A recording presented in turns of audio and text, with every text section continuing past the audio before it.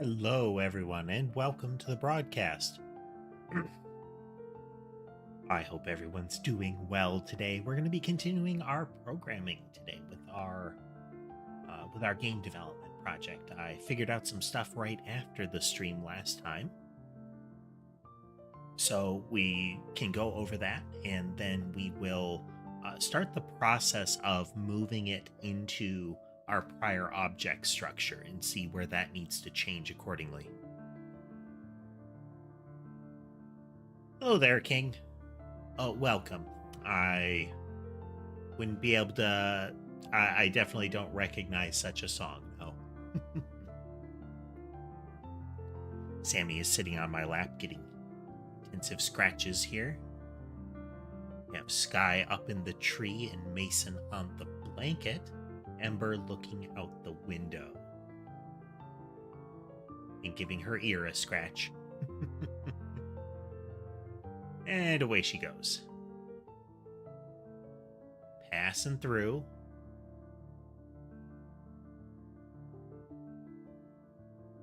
Passing through. She passed through the bed, now the play area. She's getting a snack. Let's go with the nice, reliable bed cam here. Okay. So last time we were encountering a problem with our navigation logic. Excuse me. The issue that we were running into once we actually got it fully working. Hey there, Oleg. Welcome.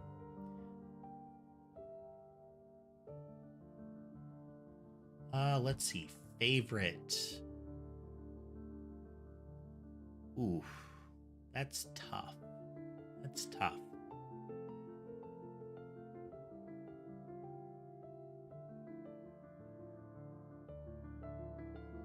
I mean, the trick is I like particular songs. I think one of the best ones I've heard... Actually, no. I think it's Nobuo Uematsu. I think that's the one that does the Final Fantasy soundtracks, especially the Final Fantasy XIV stuff. There's some real excellent tracks there. Answers is always a stab to the heart. Very good. Congested. Okay. But last time we were setting up the logic for navigating them around. So max speed here, this doesn't need to happen at this spot. I can actually comment this. We had been putting it here and we'd been using a fixed number. You don't want to do that. Instead,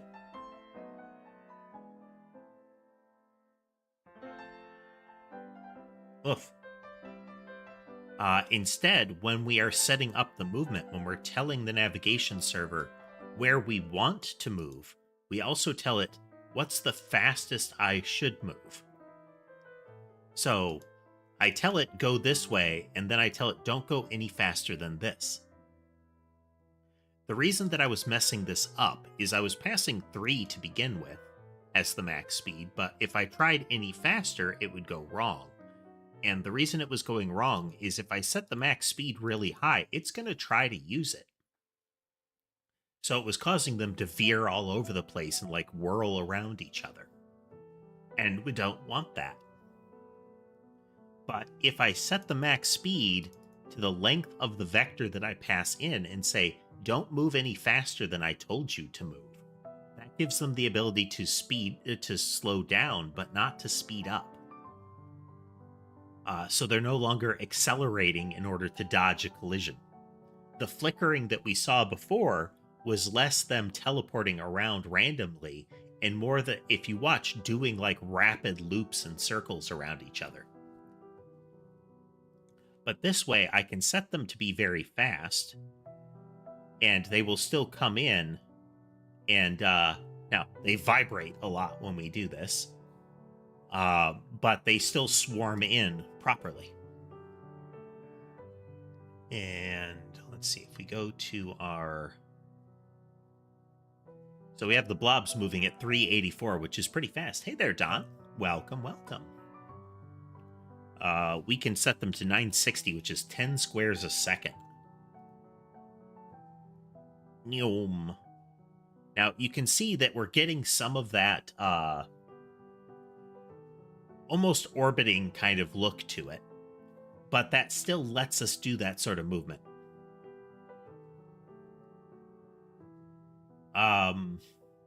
If I recall, the current handling of physics says no. That speed of light is kind of where you cap out. And in fact, most things can't reach it. If we do 96, which would be the normal fastest that we'd want a monster to move. So this is what you'd expect kind of normal creature speed. And again, there are 1,000 blobs active right now. They are all doing avoidance movement. They are all painting to the screen. I do have an area limit set. We still need to work on the spawn point logic, but... Ooh, neat little ripple effect going there. Look at that. Yeah, that's working. Okay, let's do some number tests.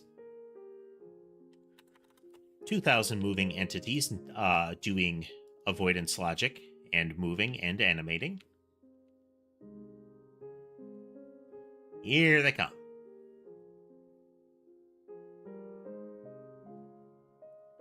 Now we can see some traffic jam happening where none of them can move. We can actually mitigate that by spacing them out a little more, making it harder for them to get so close that they can't really squeeze around any of the other ones. Okay, that's 2,000. I wonder if we can change this on the fly. We can. 3,000 entities. You've been watching for a bit, yeah. Let's look at our monitors. Okay, we can hold pretty steady at 60.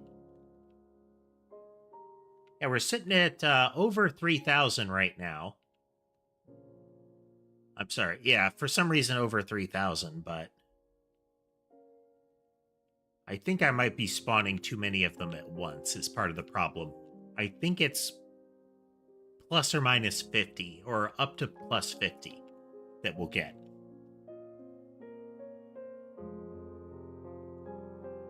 The overall technique where was to switch to addressing the servers directly. So instead of using the node and tree structure, we cut all of that out and we just draw to the screen. We just move them around. We just tell them to avoid each other directly instead. It's a lot fiddlier, and the documentation for it is not great or mostly existent. But you can find good stuff out there to kind of suss it out. Mostly. Okay. Give me 4,000.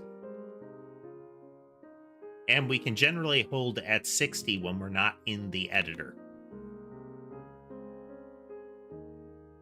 Okay, at 4,000, we're starting to get some frame rate hitches when we move around.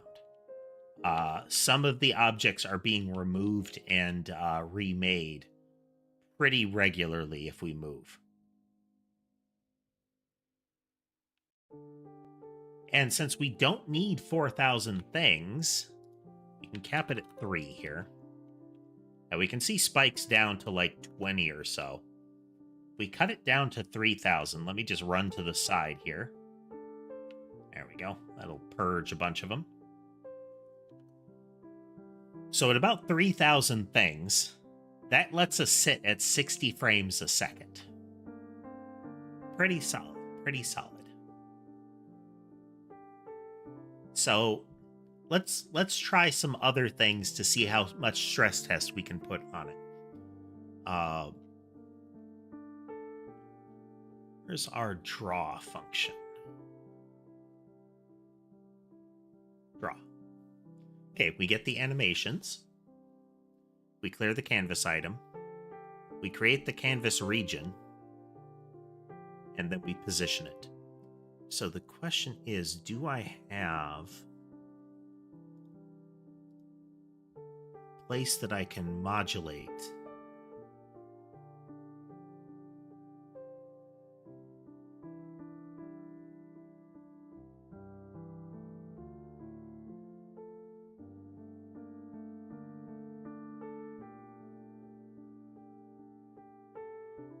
Little light mask.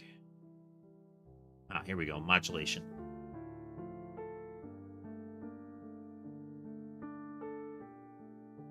Takes the item and a color that we want to use. We're going to do this. I want to see if messing with the texture that we are loading will cause any significant change. Being able to palette swap will be handy. Common things with these games is all of the sprites are not unique. You will get like, oh, this is like this creature but green, you know?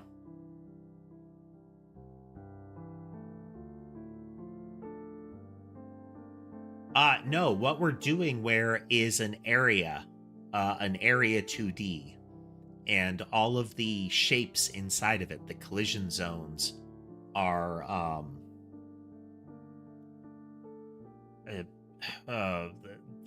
they're circles that represent the creatures. So actually, we have a void. Bullets. Where's my collision? There we go. They will collide with other enemies, which is part of their avoidance logic. They don't really need to collide with other enemies. But here, we're gonna have them look for the player. If they look for the player, they'll pop when they touch the player.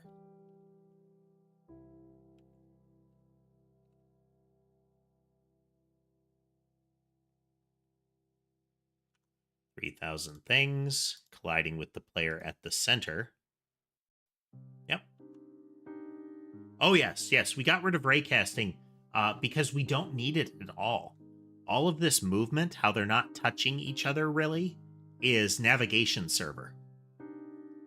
This is a built-in entity in Godot. Okay. Well, welcome, Moon. Welcome. So I can, like, run through them and it will clear them. Very gauntlet, you know?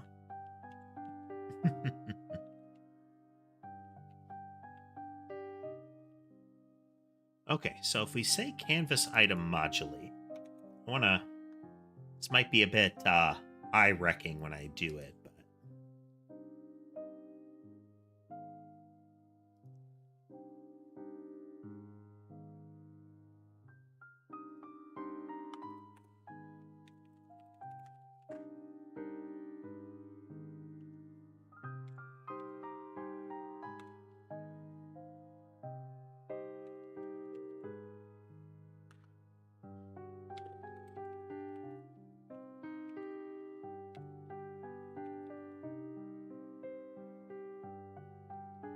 comma.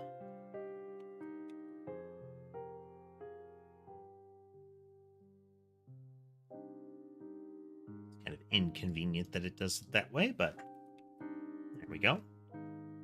We can do RBG. Okay.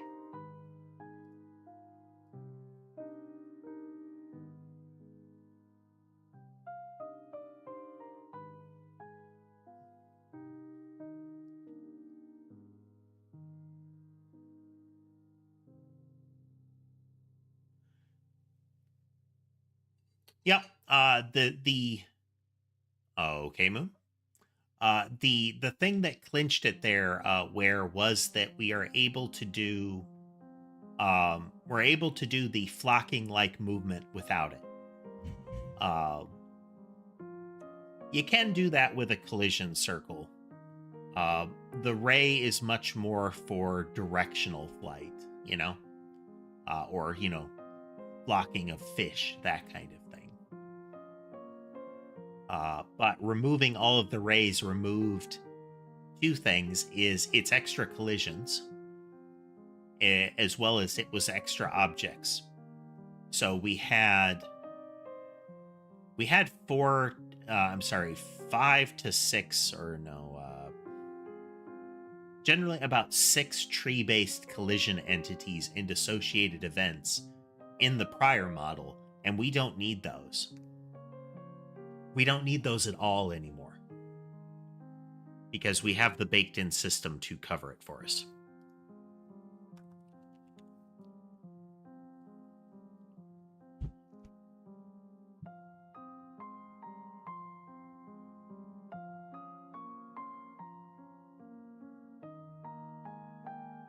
We're using the event of the area 2D.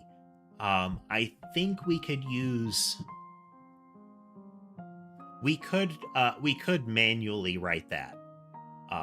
In the same way, we should be able to manually create the area, but I don't know that we need to jump through that hoop yet.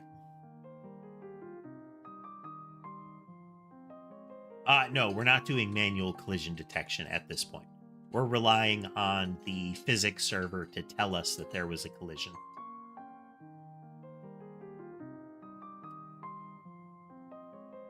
It saves us setting up our own like quad tree and similar. Yep. There are 2 area 2Ds right now. Technically there's 3. There's the player too.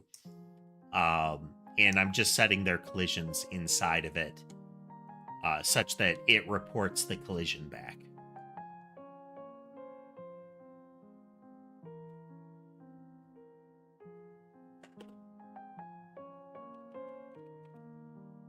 All right, this is going to look really weird, but we're just going to kind of brute force it.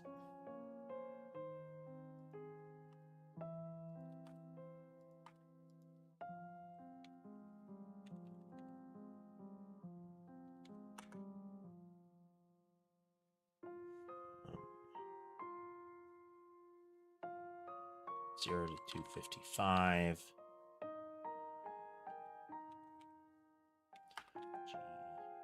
B.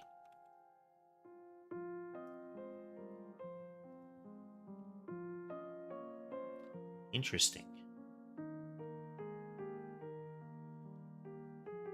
Why are we always getting intense violet? Because we're doing a rand F range on the color.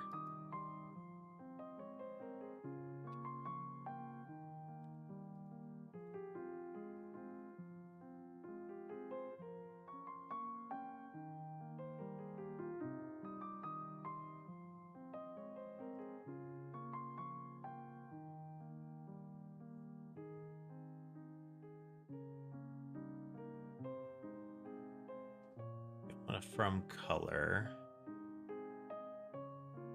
Oh, 0 to 1. Yeah, that'd do it. There.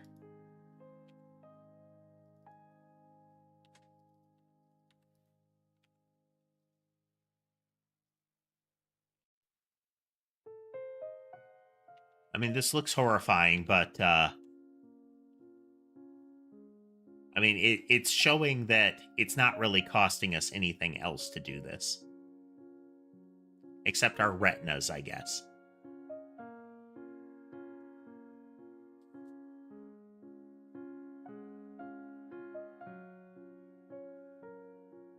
Yeah, I think, yeah, raw collision detection, like doing the math to say, where is this? You know, like, should these two objects bump?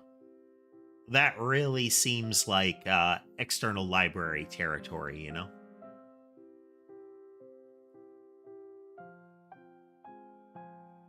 Anywhere where we're actually doing, like, if we were to manually do things like spatial math, I'd want to do it outside of GD script since, like I've said before, GD script is supposed to be not as good at that unless you jump through a whole lot of extra hoops. As opposed to just use the external language, you know? But look at him go. Look at him go.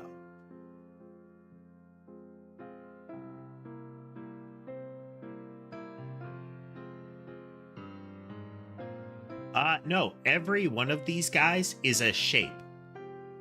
Well, I'm sorry. There is an object, but it's not like a node. It's just a raw object. The slimmest of entities for GD script. So they don't even have the node parent.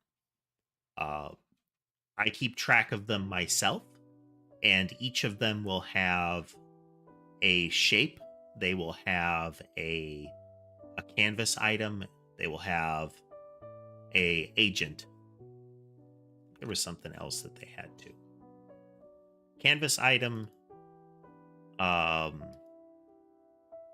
That they have a canvas item, a shape, and an agent. So the image, like how to render an image, how to handle collision detection, or the thing that handles collision detection from them, and then the thing that handles avoidance movement.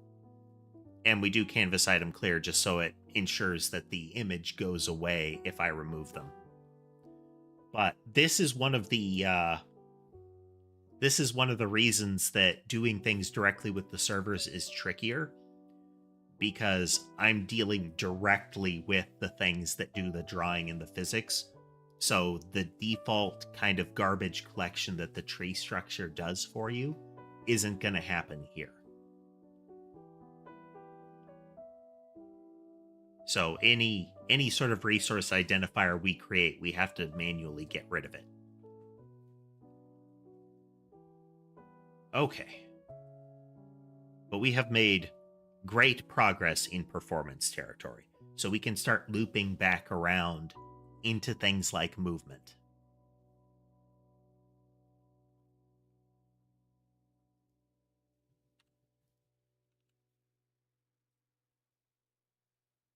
Sure.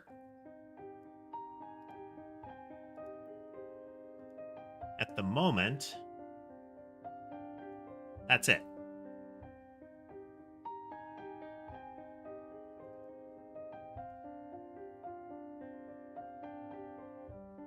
Whereas the player one is using the old model. So the player one still has these sitting around. They're all inactive, but they're there. The blob in the mouse spawner, as far as the tree is concerned, there's nothing else in them.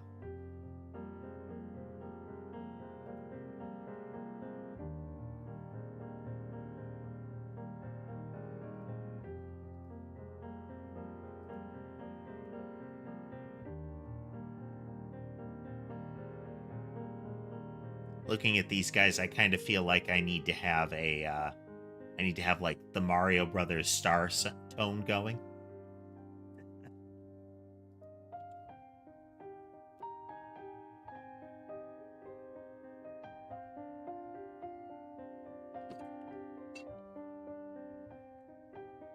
But yeah, anything that we do through the servers directly doesn't appear in the tree at all anymore. And supposedly, or at least demonstrably as well, that is the big savings. Well, thank you. We have come a long ways. I don't know if you were here for the Sunday stream. I don't recall seeing you then.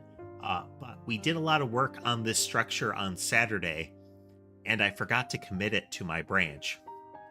And then I tried to revert a change that I made at the start of the Sunday stream, and I purged Saturday.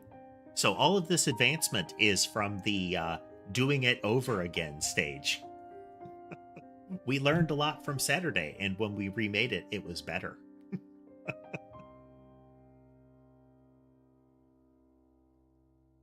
Okay. So now, I want to start moving this into some of the other structures, because I think our pattern isn't terrible at this point. The things clean themselves up here. So they'll get rid of all their corresponding pieces. I think they're going to need different things in their template, so...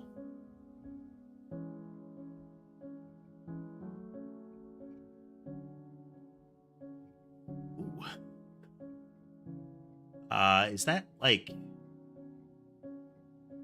Okay, I'm gonna guess lane. Yeah, we're gonna say lane. Yeah, looks like lane. Hello, lane. If you were here before, I apologize, I have forgotten. It happened a lot.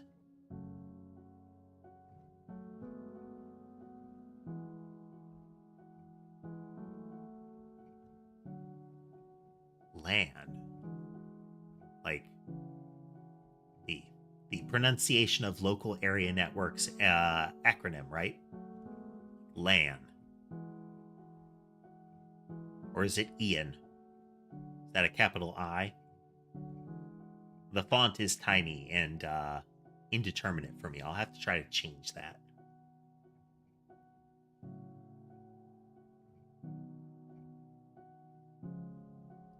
Animation frames.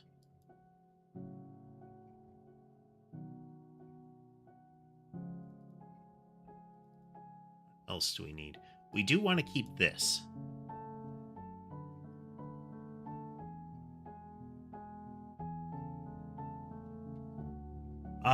Yeah, it was interesting to find out that they do expose the low level of it. I kind of appreciate that. We're making our game LAN. So we're testing a lot of things at once here.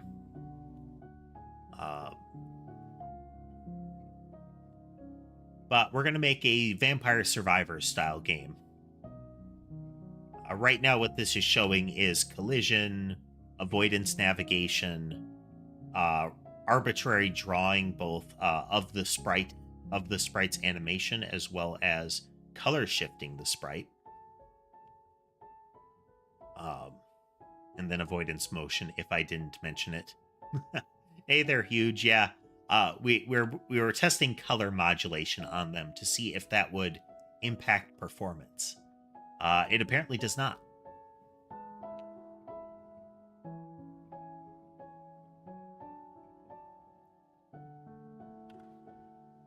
Hey there, Naruto.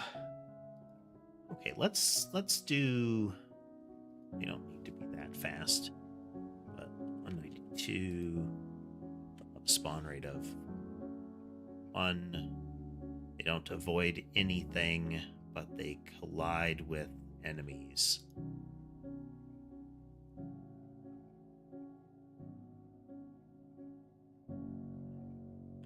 I thought I had them set up. They don't move in. Oh,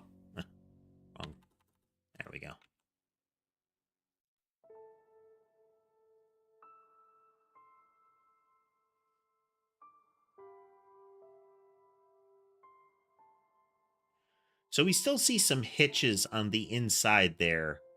The mice seem to be popping incorrectly.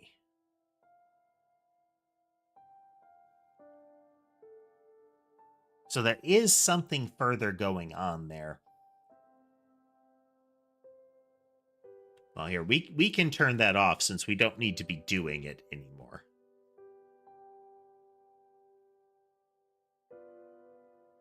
This was just for giggles. There we go.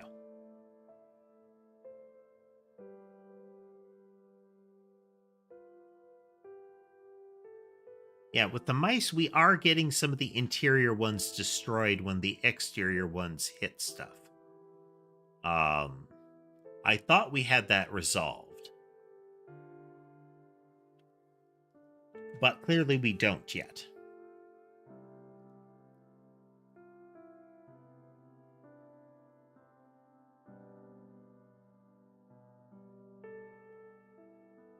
Let's slow the blobs way down. We'll move the mice a little faster than that so that we can see them.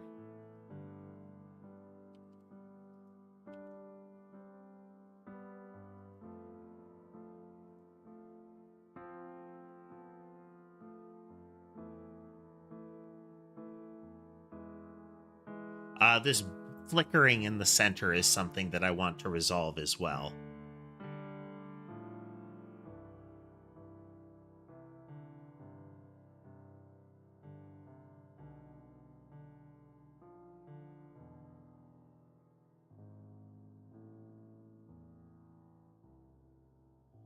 Yeah, some of them vanished right here. They're not supposed to do that.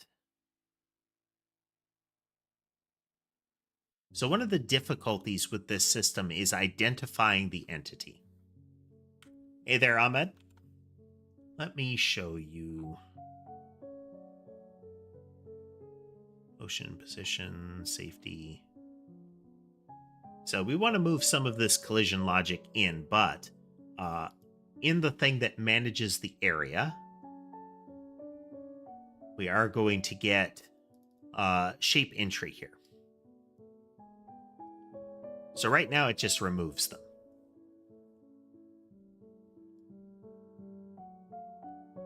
But the problem there is we're getting... This is the shape we impacted. We may ultimately need to move to an index-based pattern. Well, I'm sorry, a thing itself-based pattern. Because what I think is happening is that the wrong entities are being removed because it's happening too quickly. The reason that can happen is our list of entities and our list of shapes happens to coincide.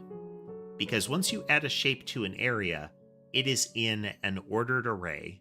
Seems to be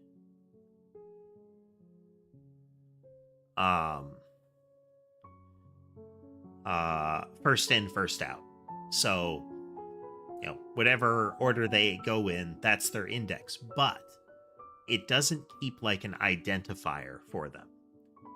Instead, that index, that is just the first one in the collection, you know?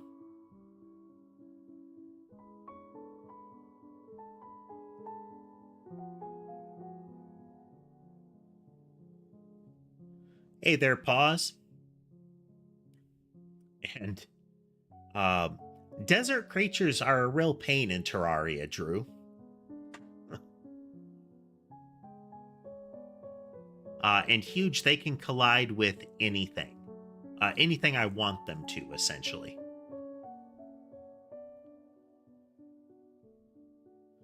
So we changed this to be, we only remove the things, I think frame by frame.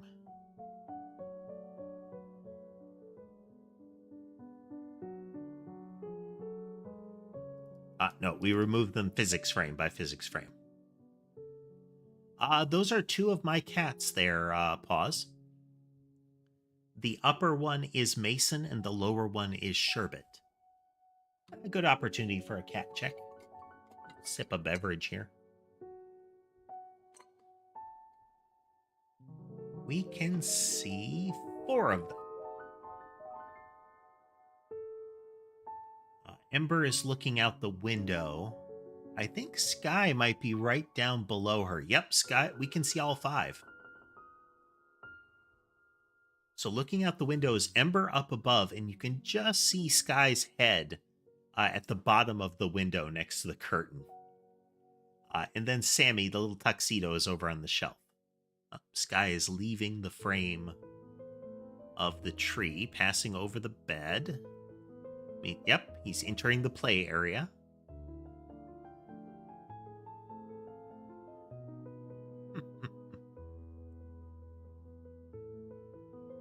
I generally use the cam on the bed there with the because there's usually 2 there. There's very frequently 2 there.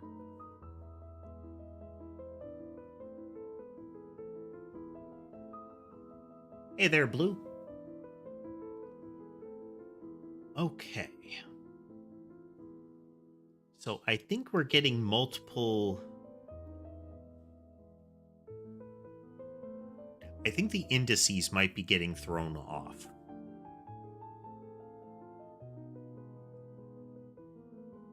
We're telling each thing they need to be removed.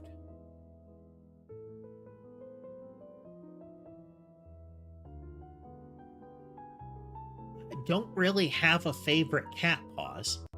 That's part of the reason that I've stopped at 5 for now, is it can be difficult to pay enough attention to them if there's too many more.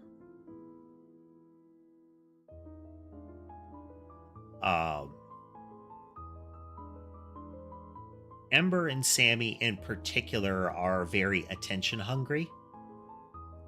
Mason less so, but when he wants attention, he's really insistent about it. And Sky about similar, but Sky gets destructive if he doesn't get the attention that he wants. Sky is the oldest one. He is the longer-haired, big, fluffy one. He's also the largest of them. Then Ember, then Sammy, then Mason and Sherbet are right about the same age.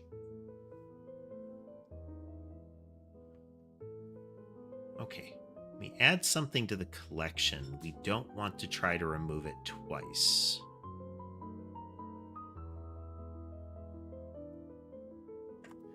If not, things to delete as it contains.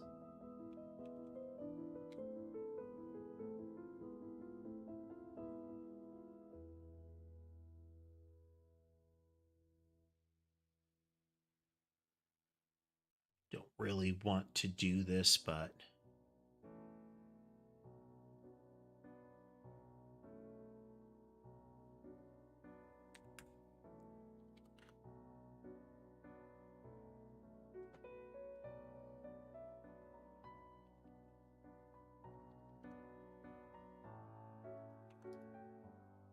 that is not a great thing because it asserts that we'd be searching the array every time.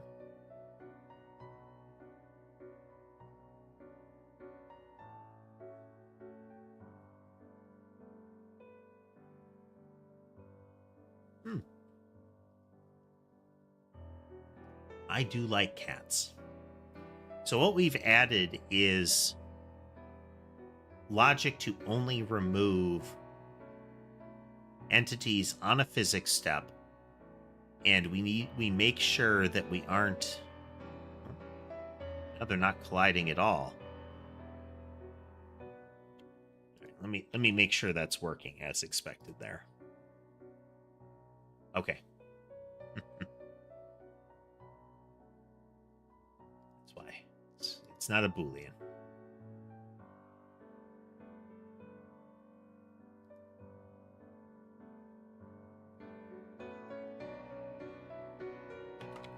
Very equal to 0. Middle in age is Sammy.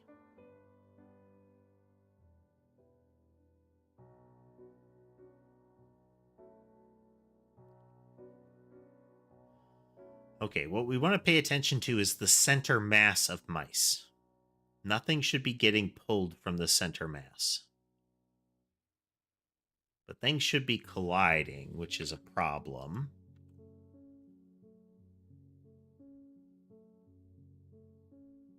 The youngest is kind of a tie for Mason and Sherbet.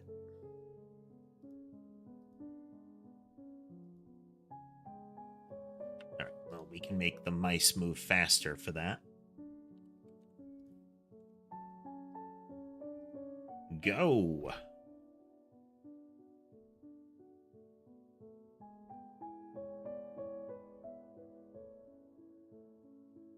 Okay, we are never hitting this.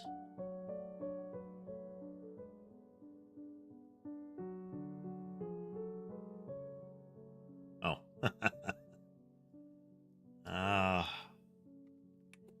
If it's not in the collection, add to it.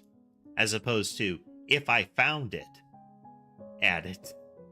I'm sorry. If I can't find it, add it. Amazing. Hey there, Cookie. Oh, thank you, Pause. Thank you. Okay, we're trying to watch the... Okay, no, we're still getting that. So there are some collisions that are hitting the wrong entities. Like, we're getting things popping from here.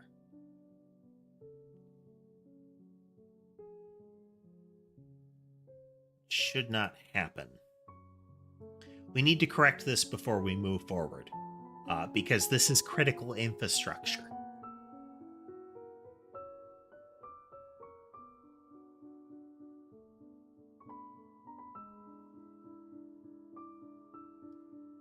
Okay, so that didn't change anything, which isn't terrible.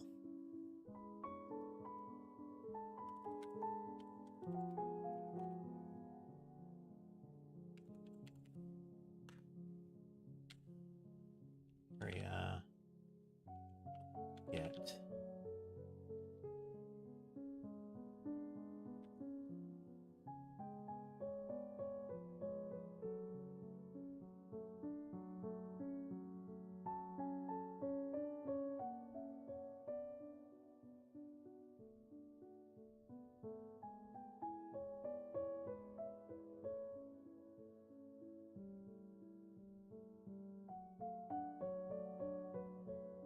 all right.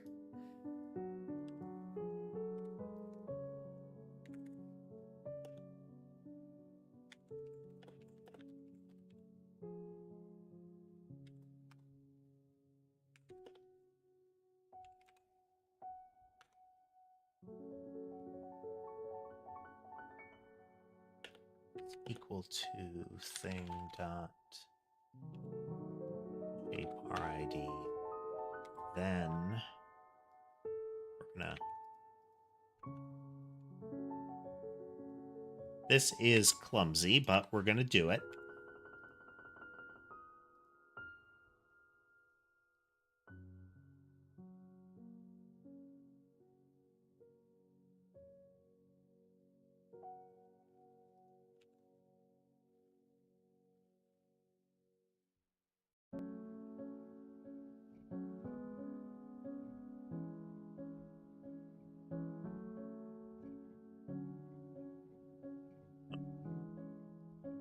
Thing.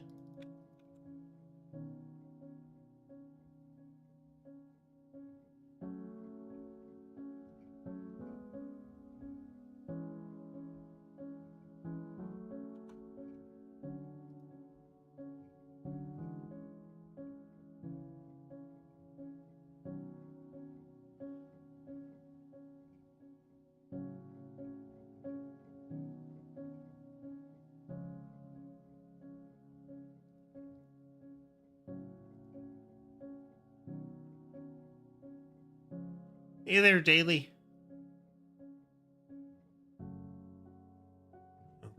are they not colliding anymore?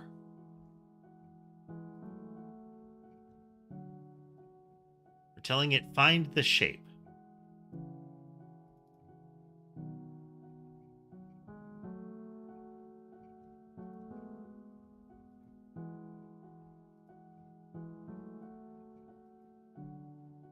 So we have a local shape RID now.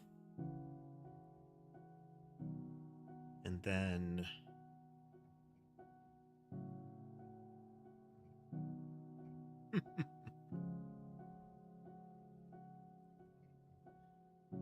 Moose, that is Mason and Sherbet, top to bottom there. And hello, Kane. Okay, so now we're going to look at the things collection.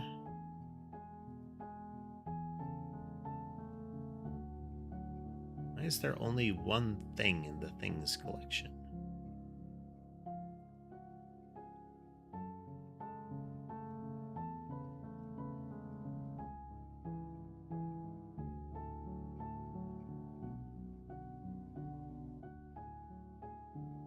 Looking for 308.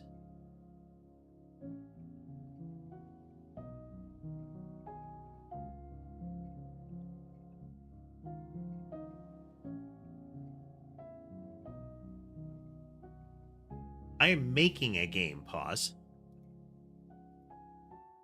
We're going to turn off the mouse spawner here. And we're going to make the blobs move faster so that we get collisions.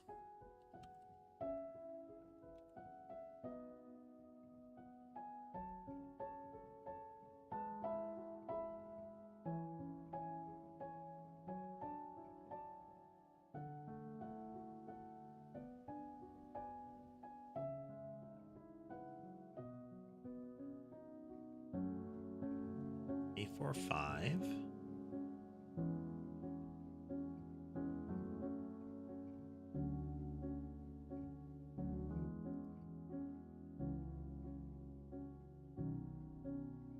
Oh, these are object IDs, sadly.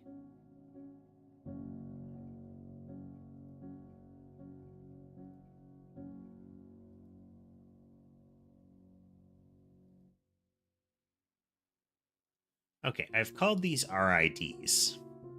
Not an ID.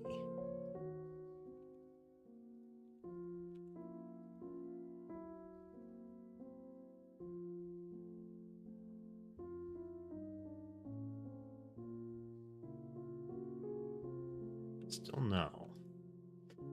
So the thing that I'm working on right now is I'm trying to make the collision logic safer.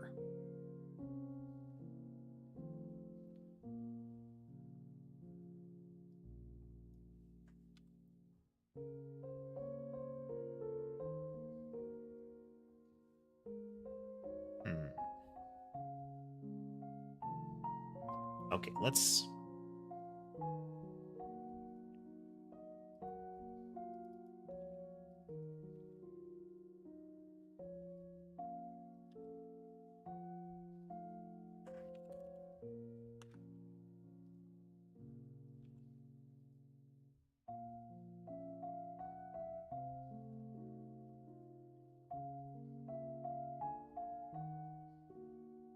Okay, that's working again.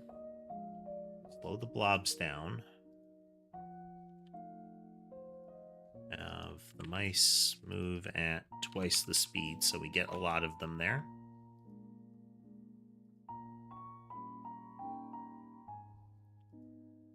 Set the spawn limit for the mice to 1,000, so they'll actually go. Same thing, still happening. There are mice in the center that are getting wiped out at the same time as the others here.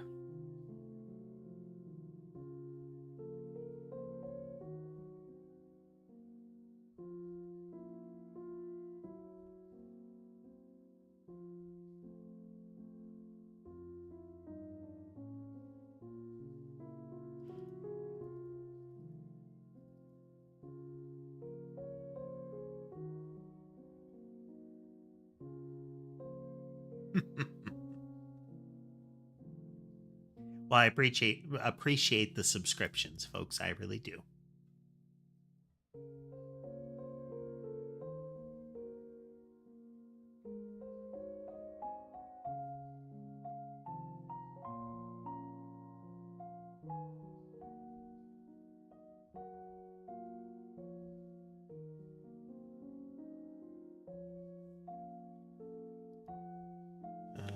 And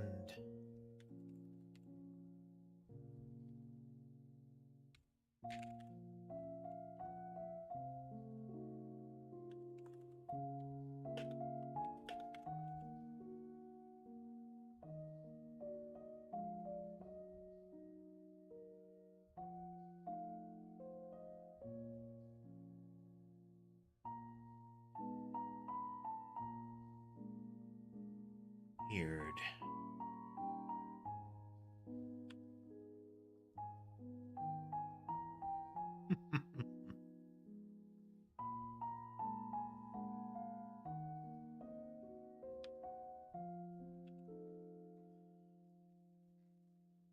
Right. So the again, the issue we're having is that some of the entities that are colliding seem to result in additional entities in their group going away. So what we're going to do is we're going to add a count here.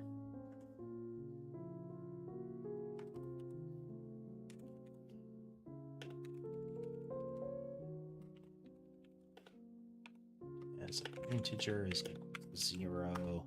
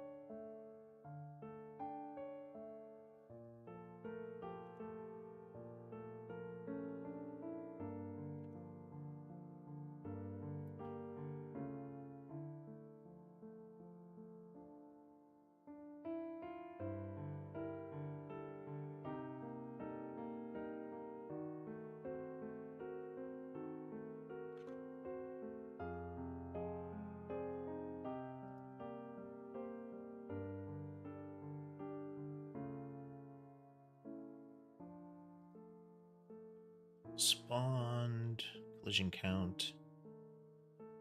Okay, we're still doing 1-to-1.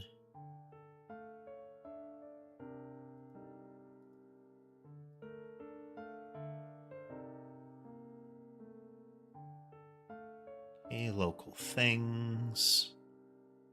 Shape ID 13091. Okay, it's the right thing. How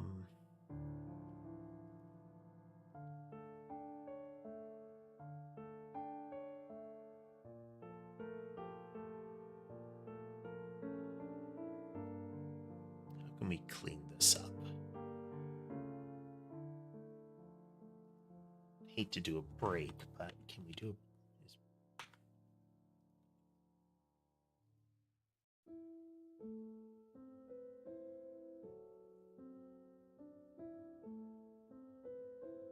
Still internal collisions.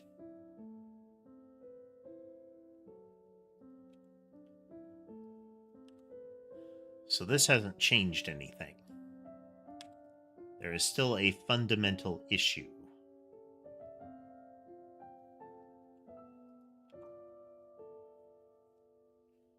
It's not that we're deleting the wrong things.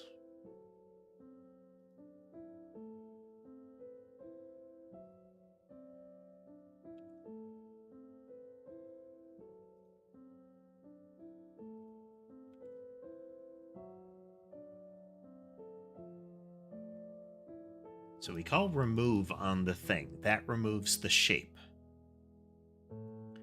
We erase the thing from the collision, or the collection.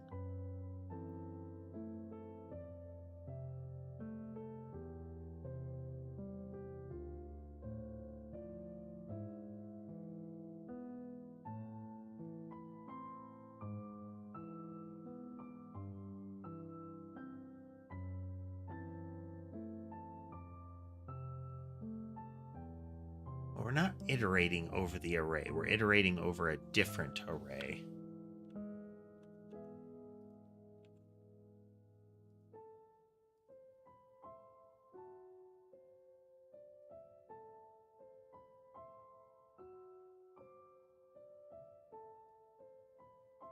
We're going to temporarily do this.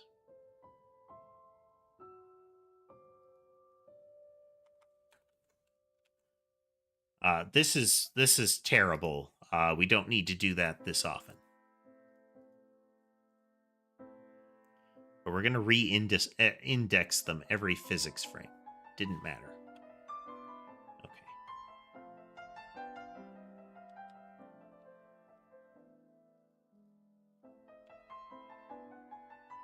We do need to re-index them, though. Otherwise, that'll start leading to problems.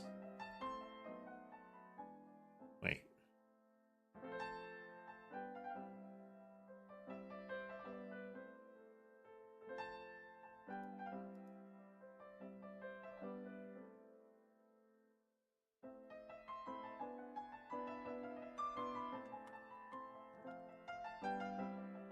Physics server 2d.area. We're still working on the same game. Area remove shape.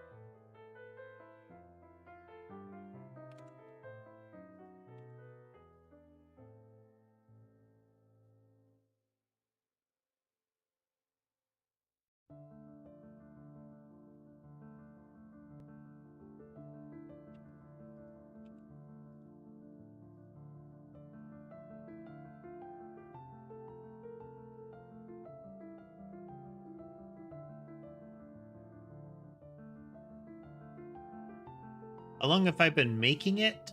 We're on day 37 now. And we generally code for 3-ish hours a day on it. Well, a stream.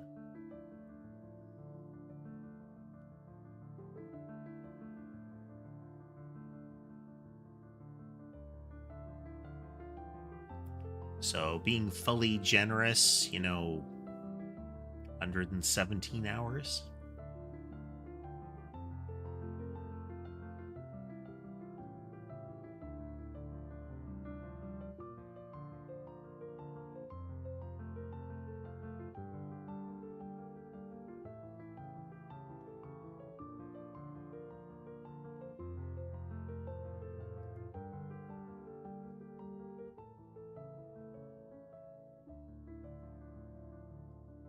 We remove it. We update the indices. I think it's important that we do this.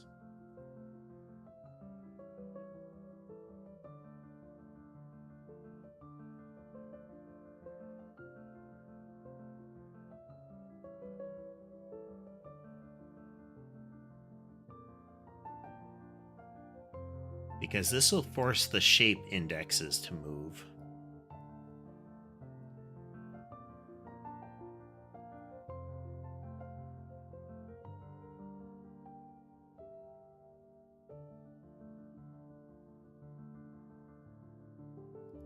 If I had to guess, we're getting extra collisions.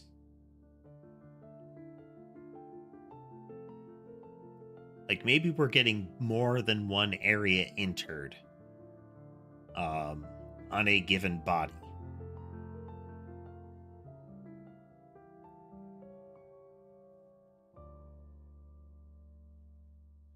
So we're saying, okay, throw this one out.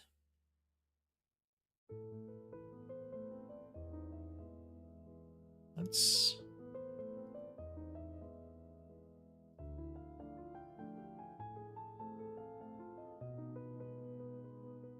The local shape index is 0. The local thing's ID is 0.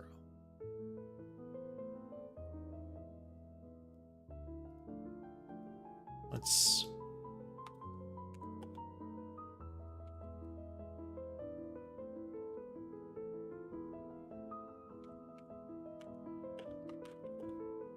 It's not equal local shape index.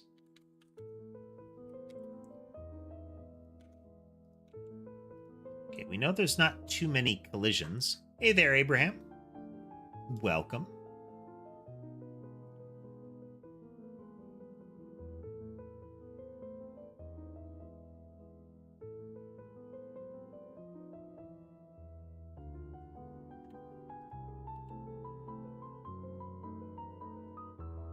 Okay, local thing dot shape RID is not equal local shape RID.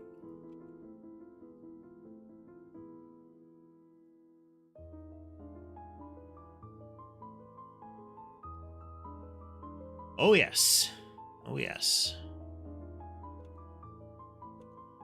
Okay, we're never getting a disjoint there.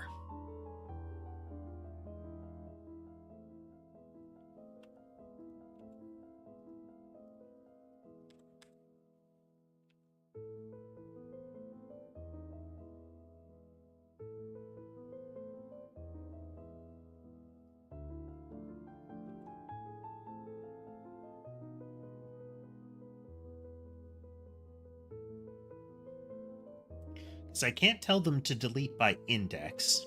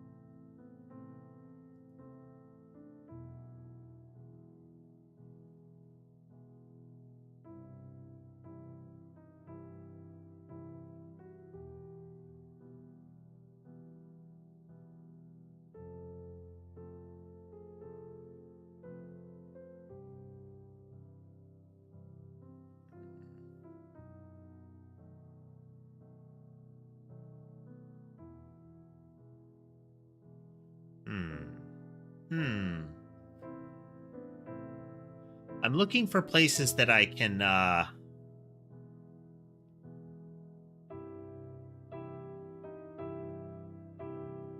validate that I've got the right shape.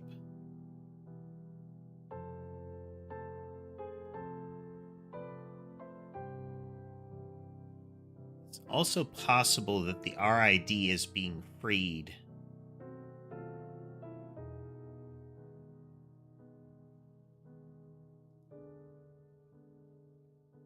It's the shapes removal part of the problem.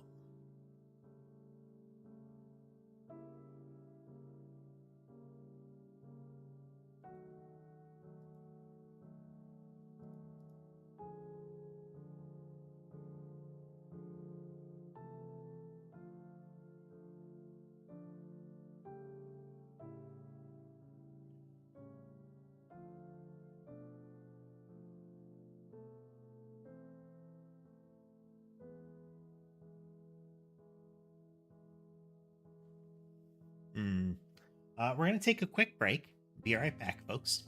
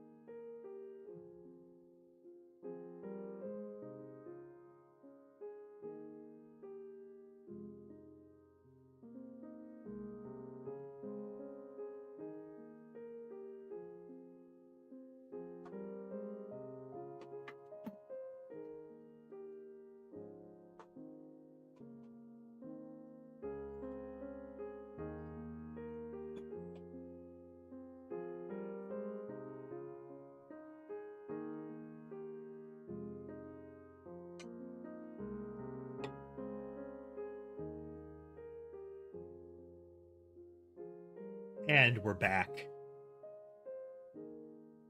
All right.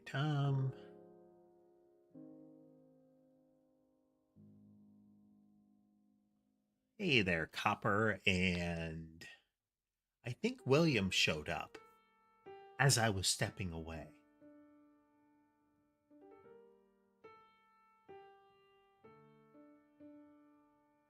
All right. So how do we do this right?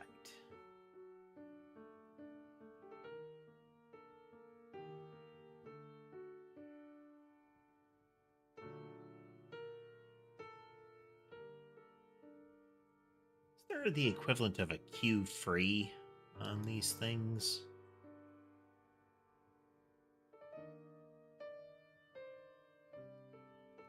If we remove its shape, it won't collide anymore.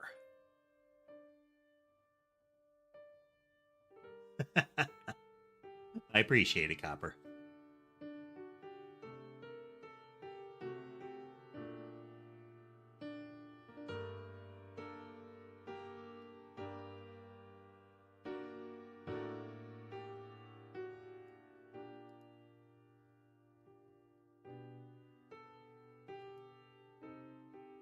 So this saved us some pain because we aren't trying to clear it during collisions.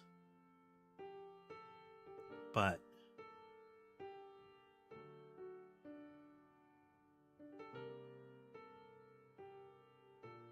let's try.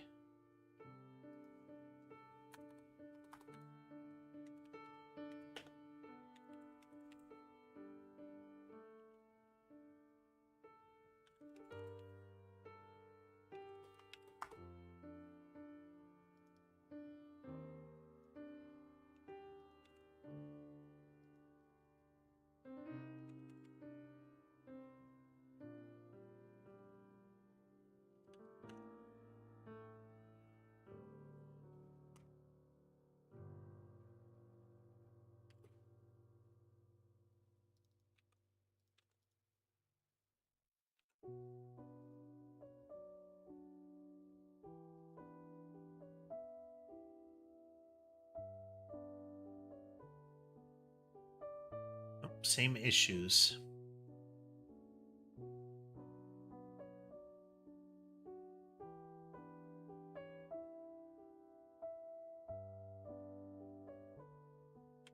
It's like we're getting extra deletes happening.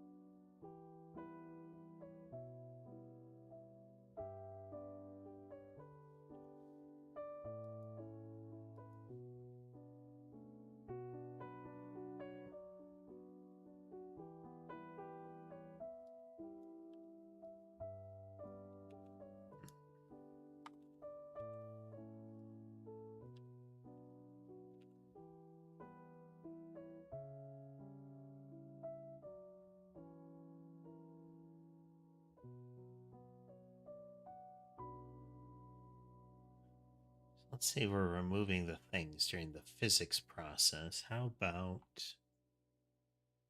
process?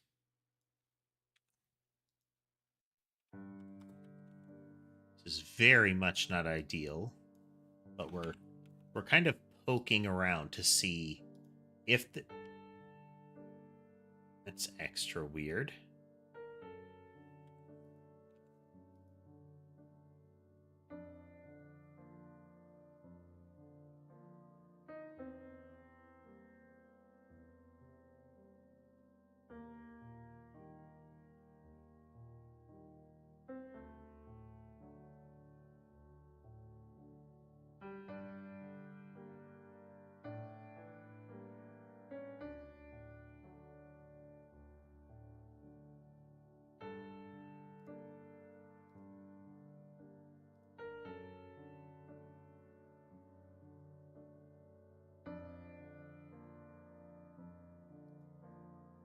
Why are we immediately getting 233? Wait.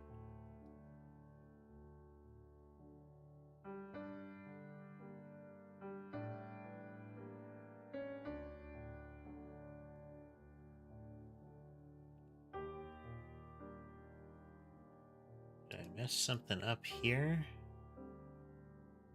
Huh. Think I get why it was breaking.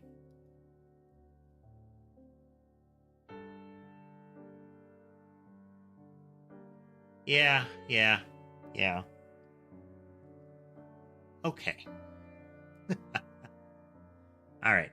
So what was happening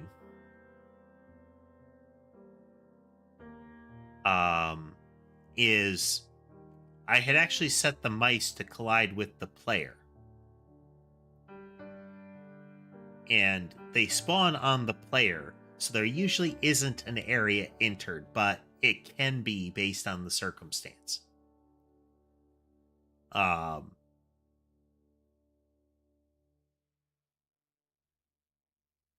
So that's why we were getting the interior collisions, not because of anything else. Not because of anything else. Okay.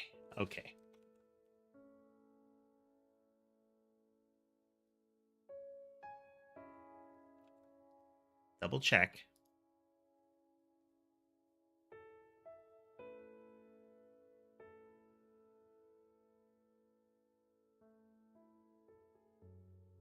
There was a settings problem. Technically, there's another thing that I should attach here.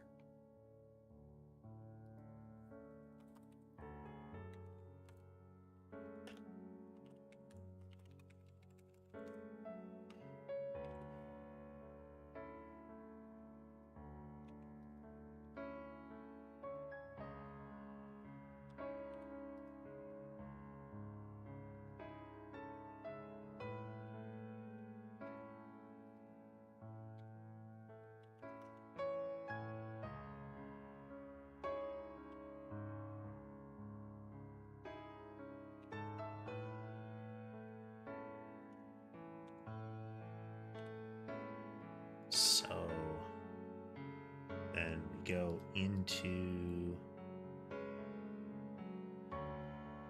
test render, and we are going to add area shape exited.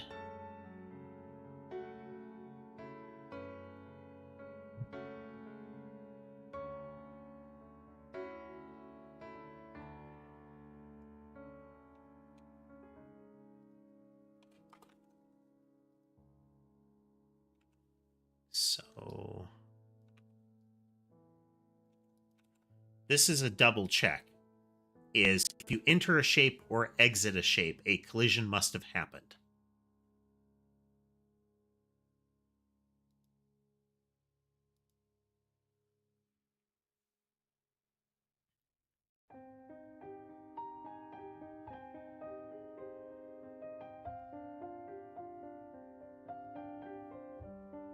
Yep.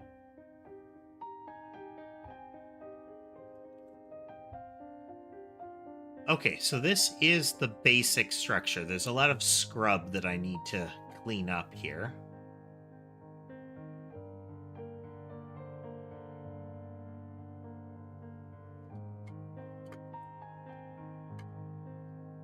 At least there's a lot of scrubbing that I must do.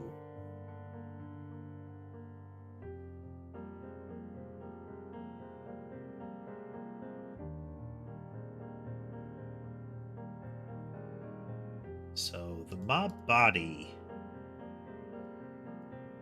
I almost think we need to completely redo our structure.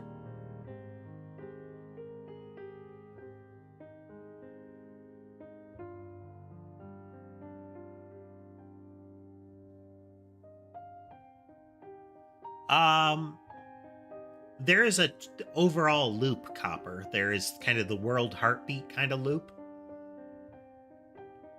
And then some of the things are iterating. Like at the very beginning, there's a bit of a hitch where I'm spawning a whole bunch of stuff at once sometimes.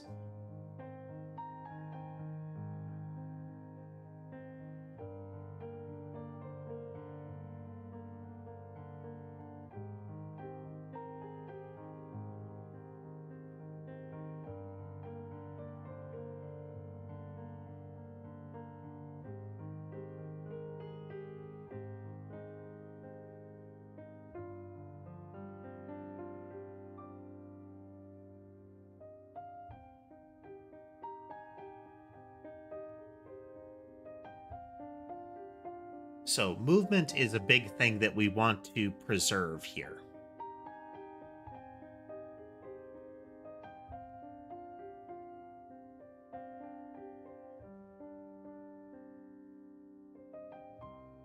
We won't need to do it as a tree.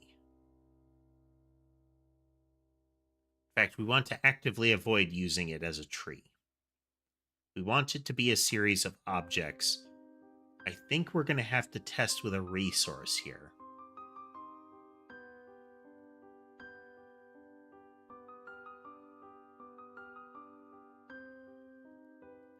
And we're going to call it a script.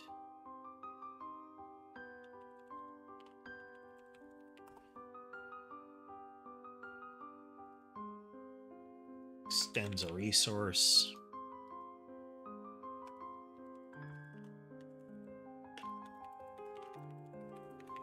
Test resource.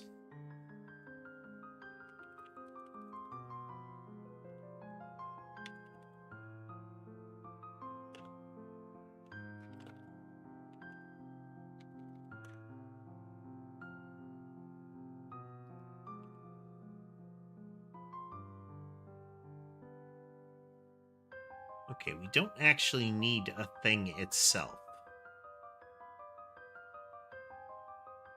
But we still need each resource to have a way to define which kind of object we might be dealing with.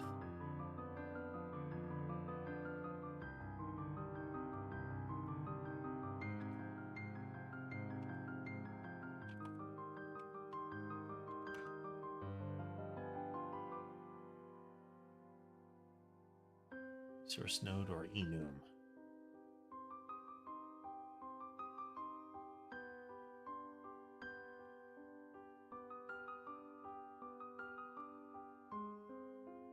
Because things like which texture to use, which animations, those kind of things would be useful.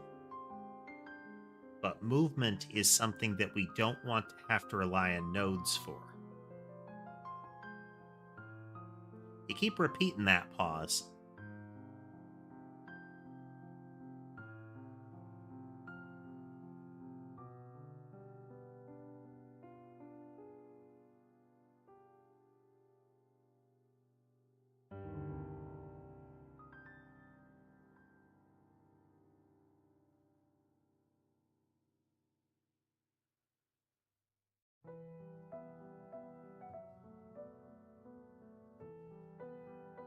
So we can't necessarily export it, but are there another thing I can do for...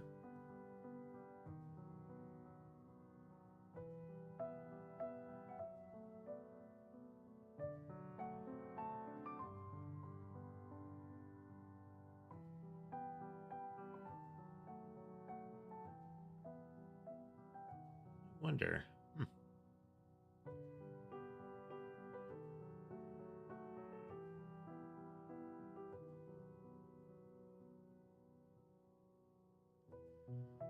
It's not a file that we want.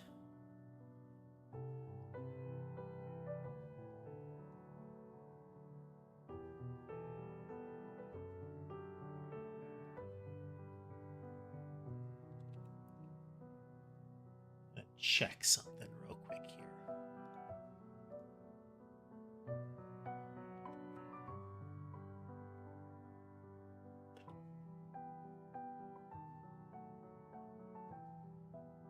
Hmm. Hmm.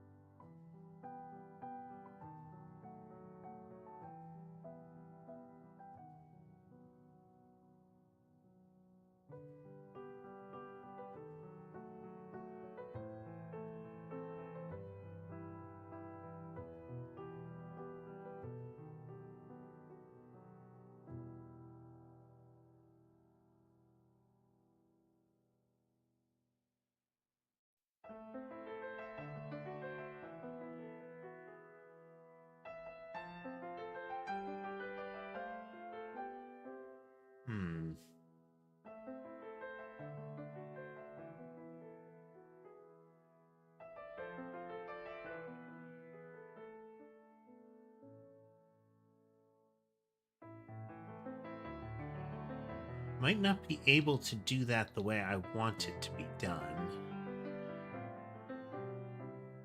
Ah.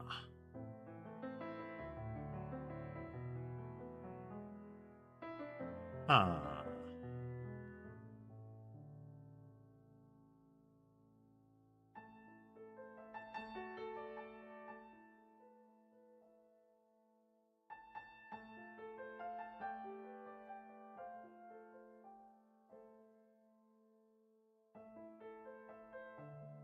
No, pause. It's unclear if they're even actually siblings.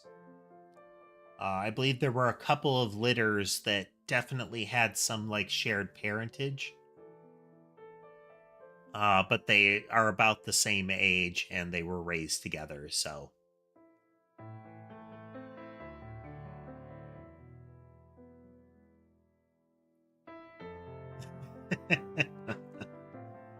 Oh.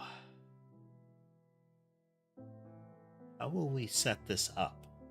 Because I want to be able to predefine types of movement without necessarily having to code them.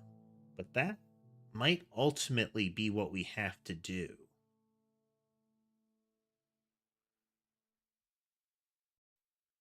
They're both domestic short hairs there, Pause.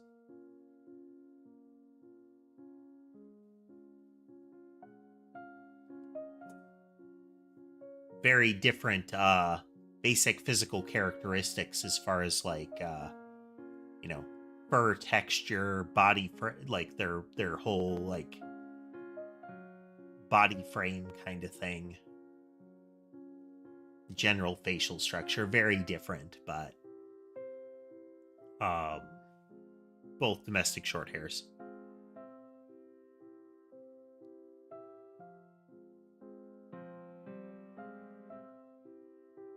So what I'm staring at this nearly blank file for is the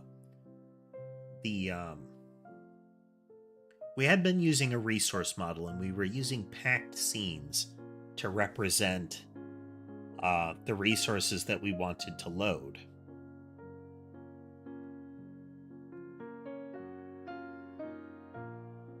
I think we might still be able to do that. It'll end up being very roundabout. Pause. Mason, Sherbet, and Sky are male. Sammy and Ember are female. All of them spayed, neutered, that kind of thing. We could still use test scenes and then have the actual objects be extracted from it. That feels really roundabout.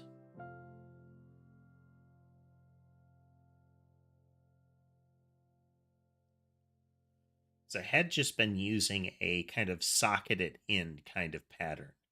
So one of the things that Godot will let you do is with exported objects, but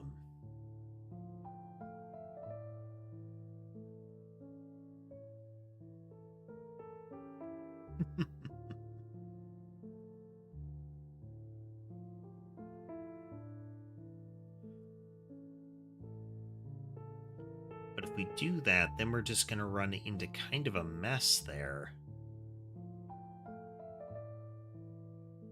Where each movement container needs to be coded to contain its particular movement.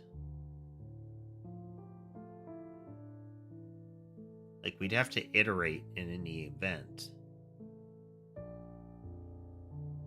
So, for example,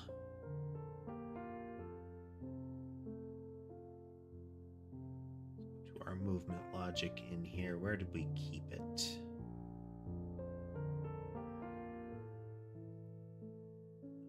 Attacking behaviors. So before we actually have a node that represents the type of movement that it does.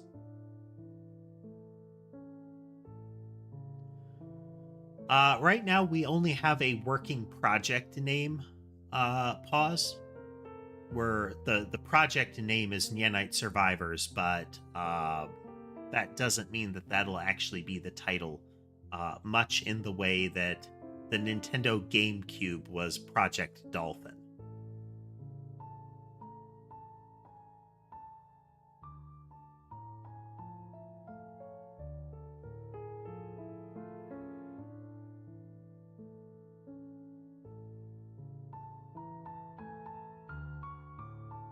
So we could have a movement wrapper type scene, and then that scene would have a member variable that would be its actual movement class. Then in a template, we could supply... All right, Copper. Thanks for joining us.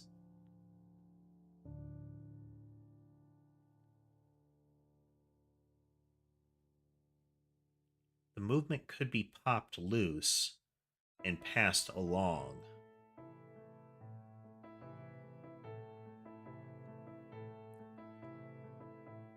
So the scene becomes a container for the particular movement entity.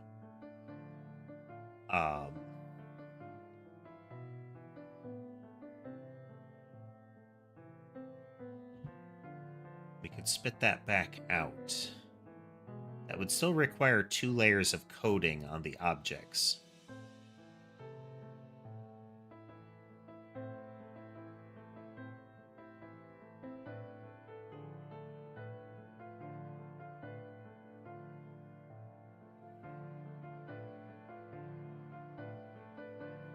So what we're trying to avoid here is we're trying to avoid putting any nodes into the process if we can avoid it. But I think we're still going to end up doing that with the resources. Tell me of resources.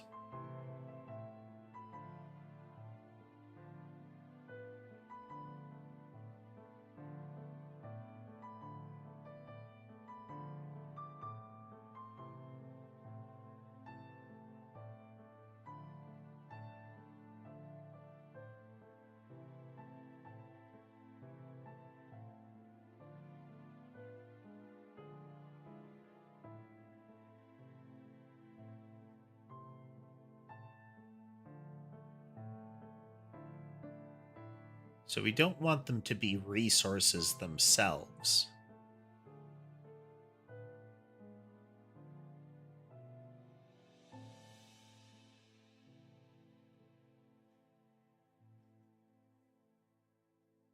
We want them to be an object.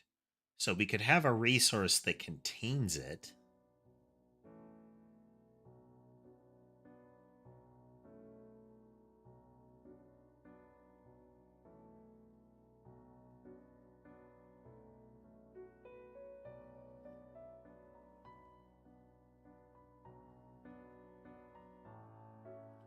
That will result in us having a class and then a resource that contains that specific class, so that something can then say, hey, resource, give me your movement object.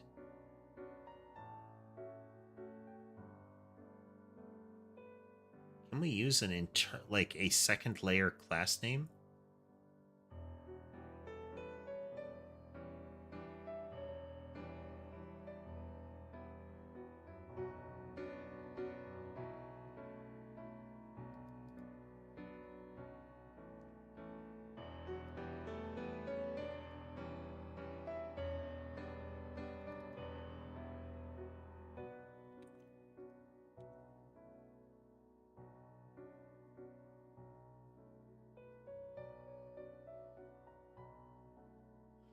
Pretty sure we can't define it 2-layered like that. So every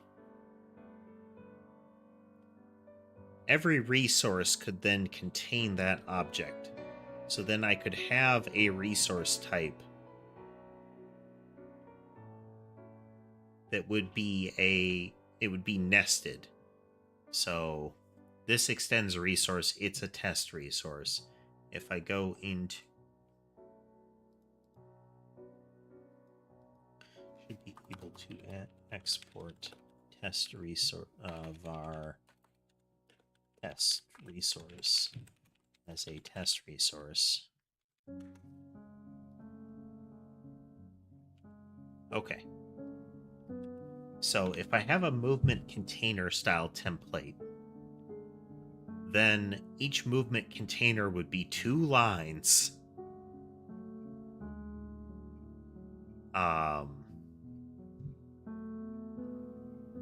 It'd be its resource.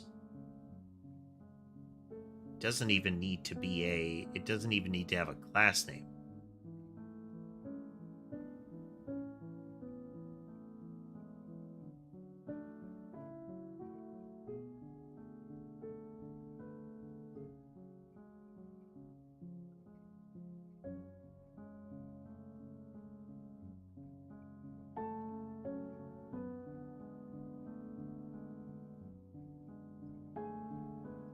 Okay, so I think that's the new pattern. So we're going to have a movement resource, and that movement resource, all it does is it is the vehicle for delivering a particular movement class.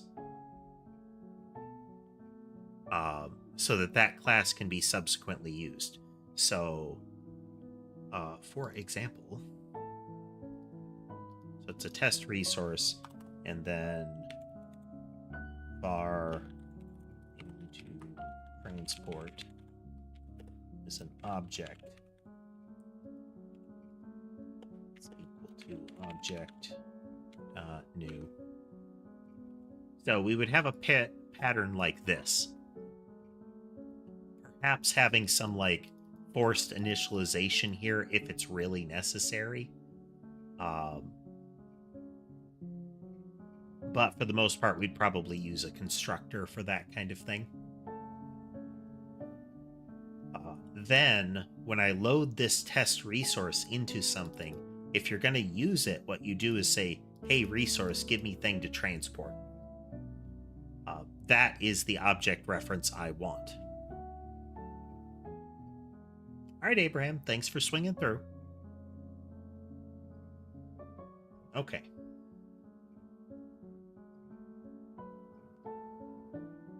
We're now going to steadily start the process of ripping apart the old structure to put in the new structure. And I think what I'm going to do is store off the old structure so we can keep referencing it, but it's better if we actually go through and make new classes to represent them. Because as it stands, we're just going to keep running into problems if we don't do that.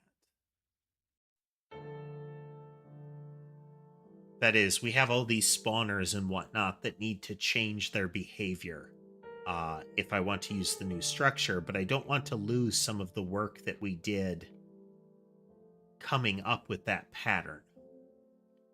I don't want to have to rethink it. Not really any of them are like really, like they'll cry at you.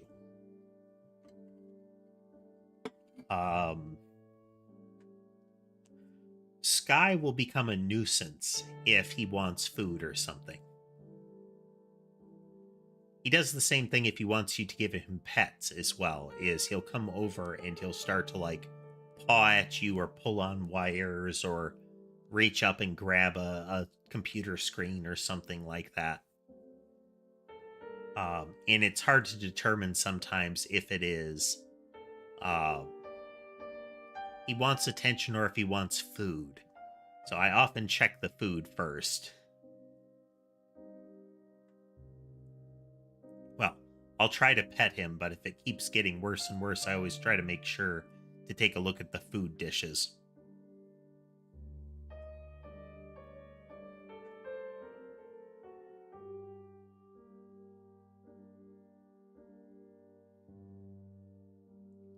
Okay, we'll leave the art folder as it is. Movement factory and movement modifier factory will need to be changed. Same with spawner and player. Player we can move into the new model. It the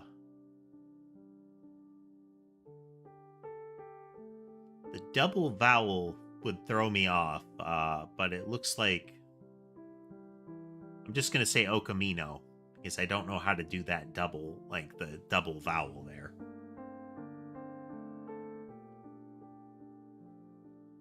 I mean, read in English, it would be like ooh or But since the rest of it has the resemblance of Japanese, that would essentially be an OO.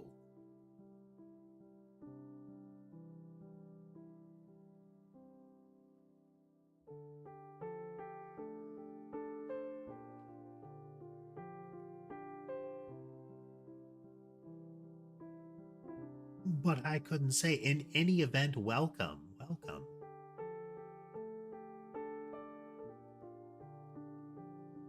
Bubbles will need to be changed.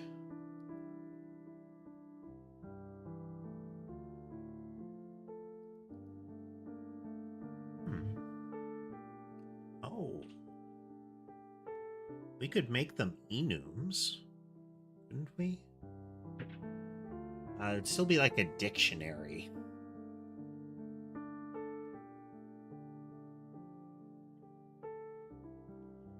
We would need to have an enum for each modifier that we created.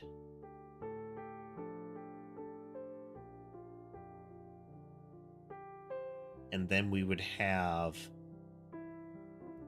a dictionary that corresponded to them. But it's the dictionary that corresponds to them that would create the issue.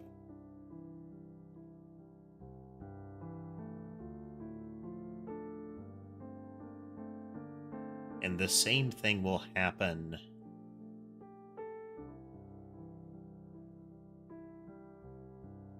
The same thing will happen if we pass what I want in as a resource in the same fashion, is we won't get an instance of it. If we pass it in as a resource, we get the same thing each time.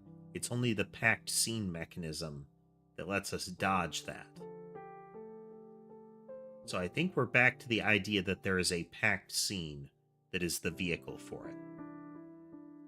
Doesn't need to be an object in and of itself, but the packed scene, more than the resource, is the thing that we want.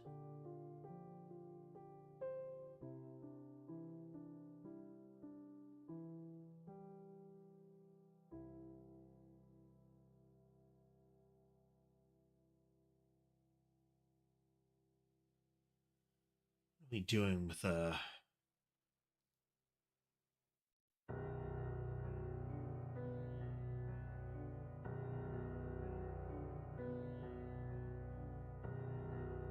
Start catalog.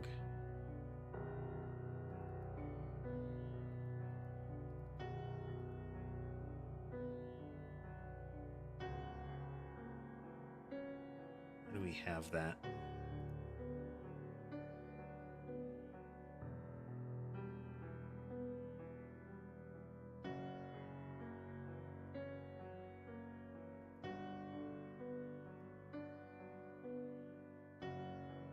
Okay, we have our monster catalog object. We've created unique identifiers for each one. We're making a game, Okamino.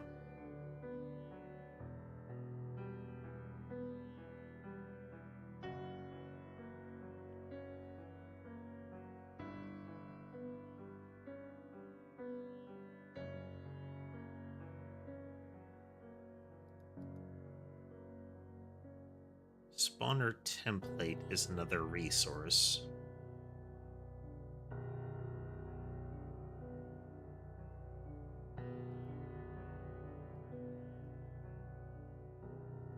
It contain mob templates and movement templates, but the position modifiers are pack scenes. I think we're going to converge on that.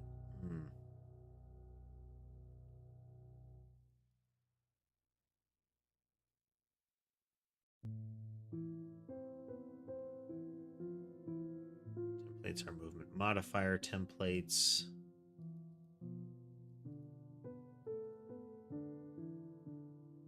Which is packed scene.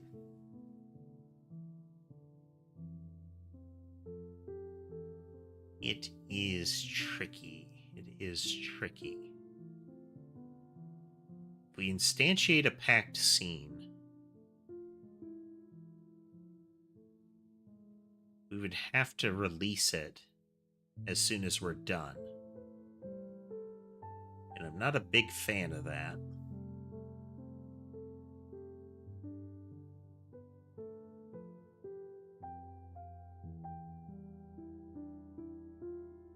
Oh. It's going to be a Vampire Survivor style game. Now this is all placeholder stuff right now, but where we've just gotten today and what I am kind of banging my head up against as far as thinking out the pattern of is now we need to change it so that we can have things like turn to face and that kind of stuff set into their logic. So like, do I rotate the sprite? Do I make it pivot to face its movement? We can actually test that part here.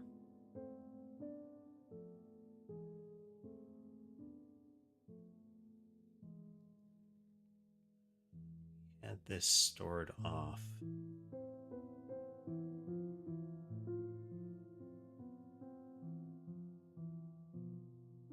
I'm going to use safe movement as what it's actually going to move by.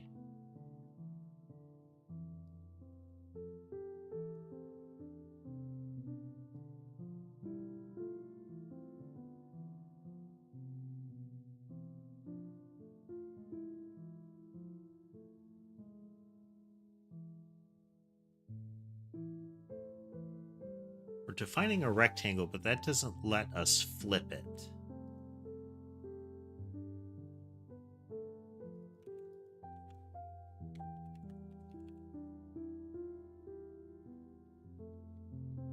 Mesh.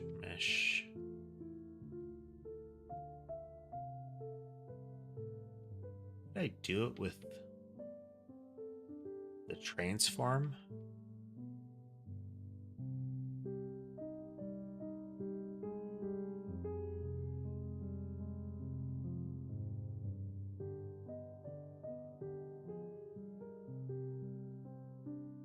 Or if we can set Z index and make it render accordingly.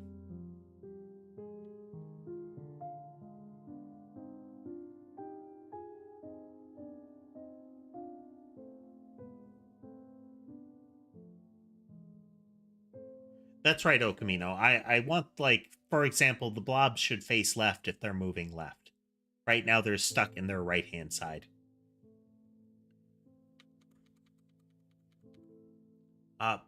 Please what? Pause. Avoid spamming the same thing over and over if you could. If you have a question or anything like that, just go ahead and ask it. There's no need to wait for me to respond to a question for permission to ask a question or similar.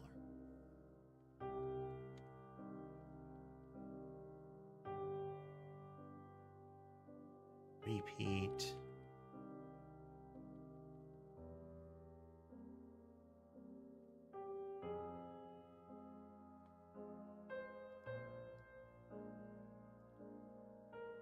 Where we get our texture.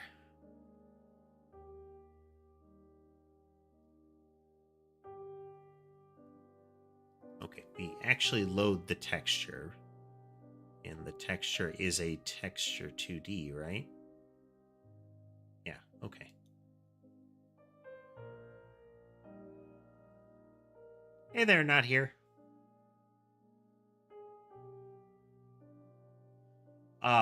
Right, it's Okamino, that's effectively what we're going to end up doing. The trick is doing it mechanically. Like, I need to, in the drawing code, I need to set it up so it will do that.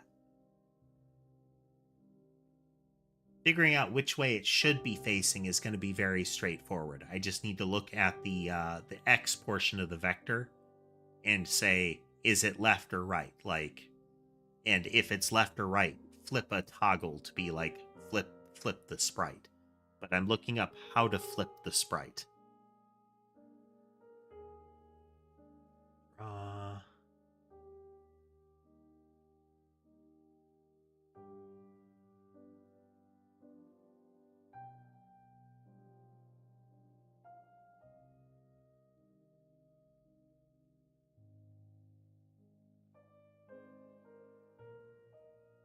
Because we're doing a direct canvas draw with all of this stuff.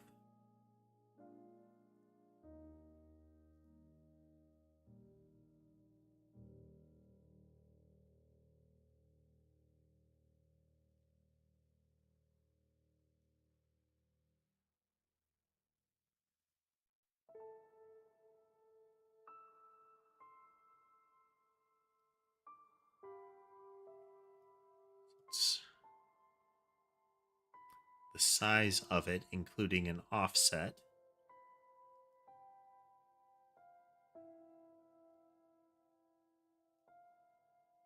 Part of the screen and how big it is. We set its transform.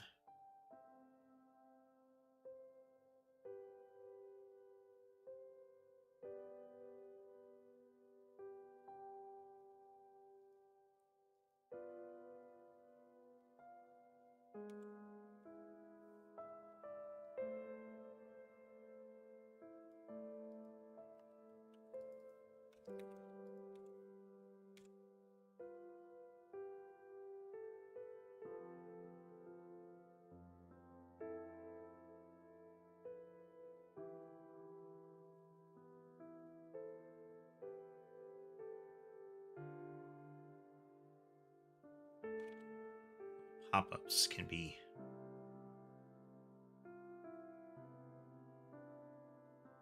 Don't want it to be looking at, because that'll rotate it.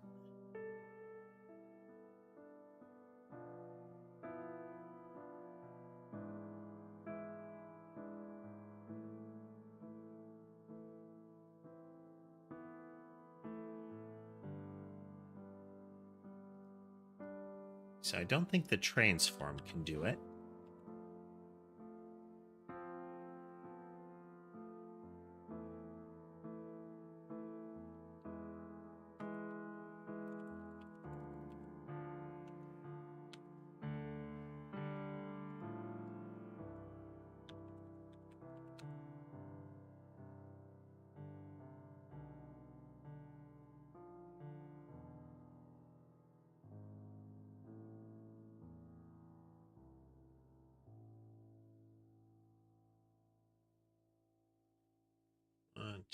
Connections. Very much looks like a bunch of object level ones, yeah. Hey there, Conduct. Okay, so we can't set it at the texture level.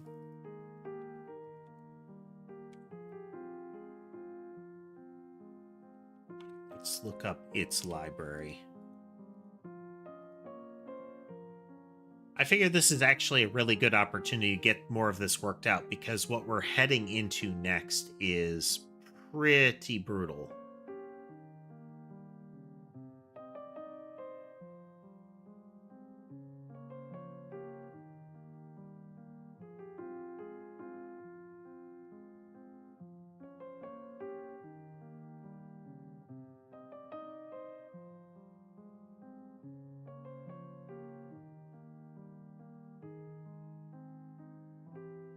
Interesting.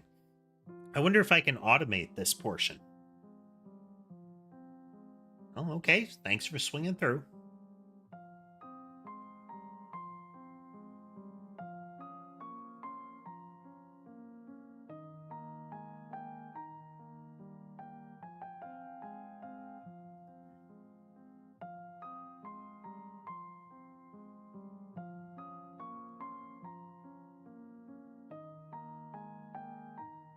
Ah, okay. It will only update so often if you set that.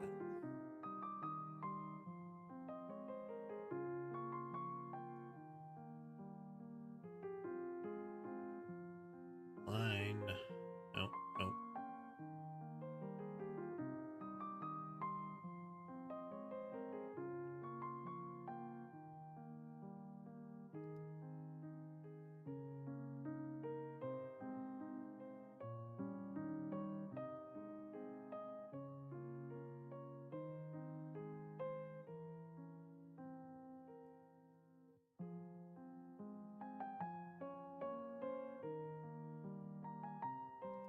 Texture rectangle.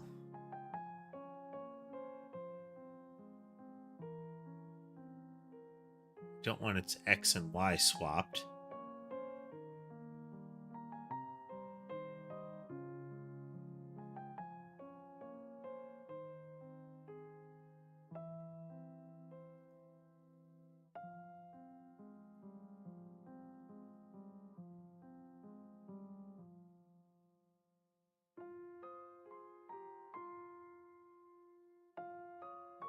Should set Y sort enabled on it, I think.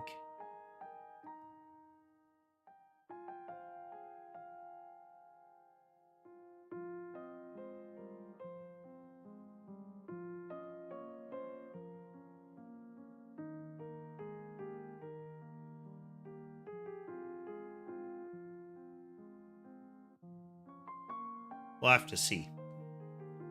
Anyway.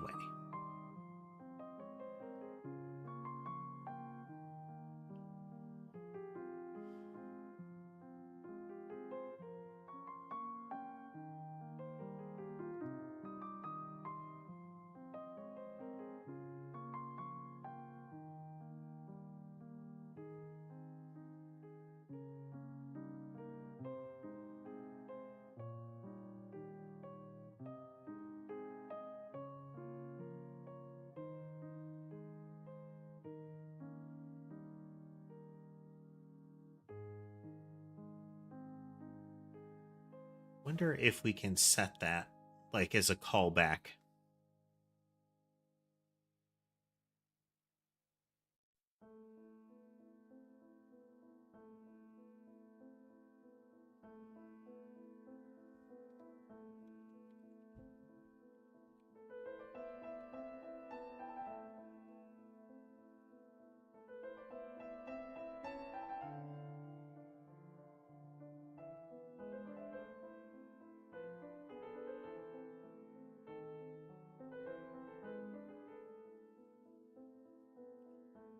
Probably have to look this up in a moment.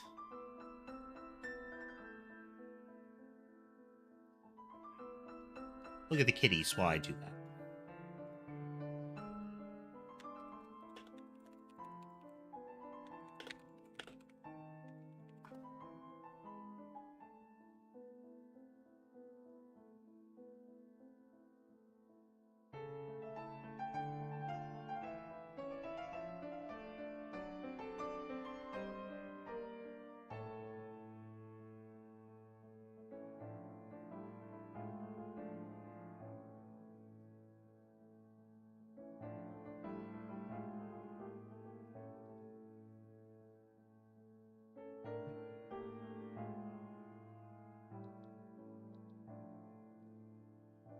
There's a lot of references to the object level of a sprite, but I want to avoid those objects. I don't know that the sprites would actually be a difficulty, but I don't want to nest objects I don't need to.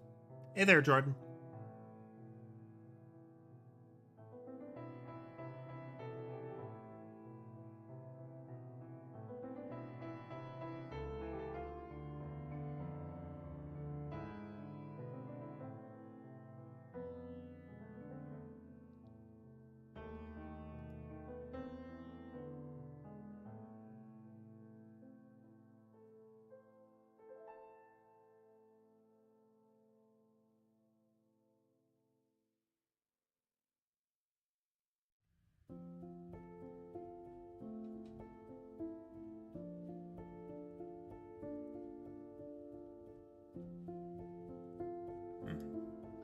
We're trying to do some coding. At that particular moment, I was trying to look something up, but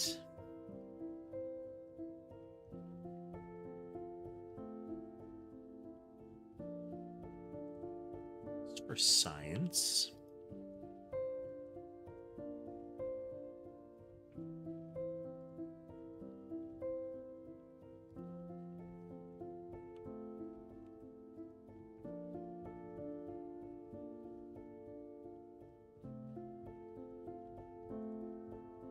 Okay, if the first scale is negative, okay.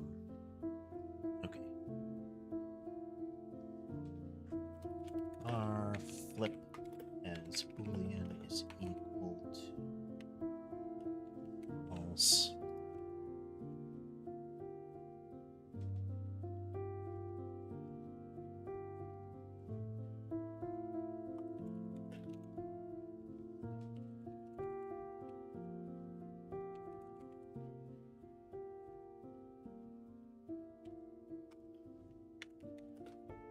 Well, we started coding this, and this has rapidly become what I do on this channel.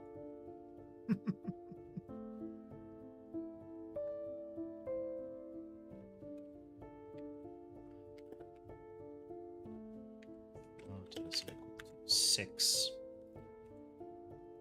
Scale is it? Float is equal to scale, just in case. This would be a constant when we really get around to it.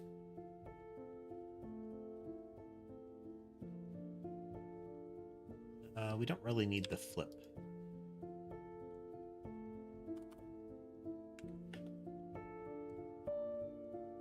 If safe movement.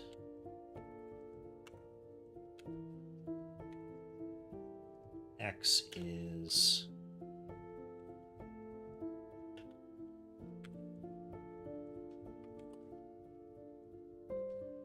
zero, X scale equals to -1.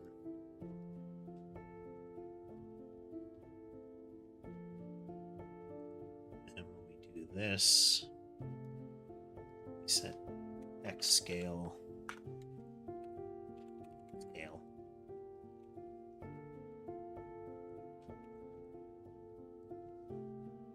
Ultimate Beastmaster.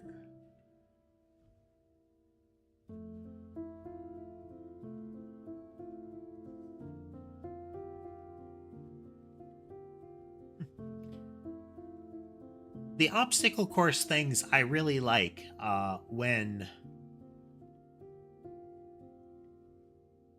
they actually have it be a clear competition. Sometimes it really feels like they seeded those, not Ninja Warrior style ones, but it does feel like some of the more comedic ones are seeded with people of varying capabilities, with the idea that particular ones are going to get further kind of stuff.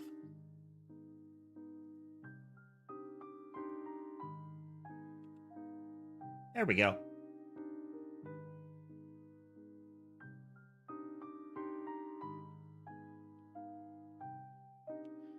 Okay, so a negative scale will result in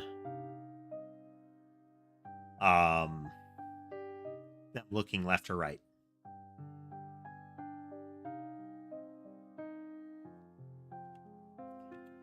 Okay.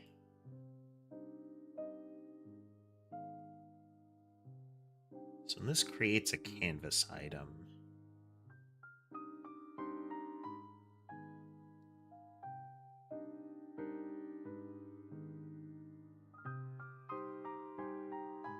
Wonder.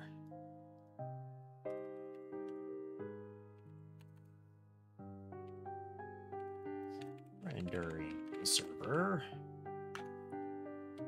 This item.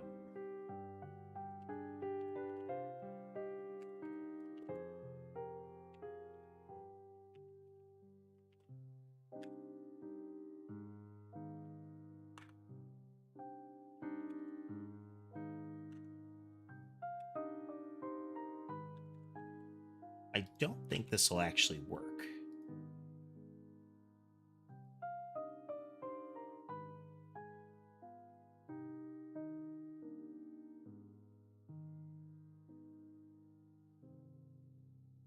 We're still definitely seeing some flicker,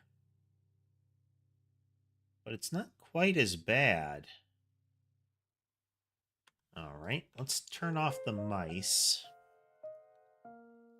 And we're going to turn the blobs way up here.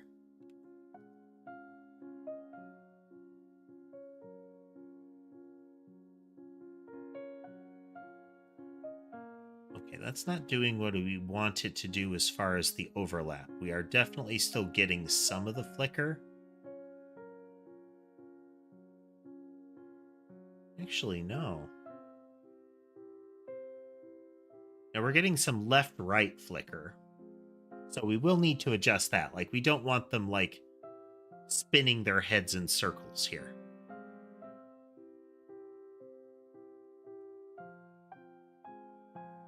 So what we're going to change that to is its target.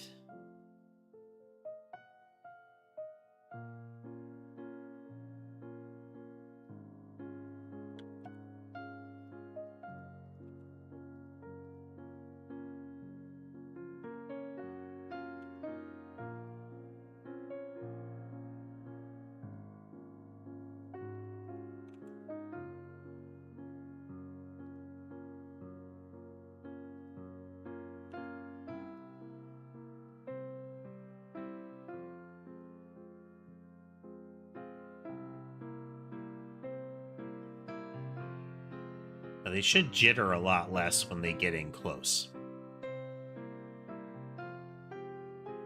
Okay, so what I've changed is instead of facing based on their corrected motion, that is designed to make it so that they don't roll over top of each other, instead of relying on that, they rely on where they want to be moving. So if the player is to their left, they want to be moving left, so they face left. Kind of thing.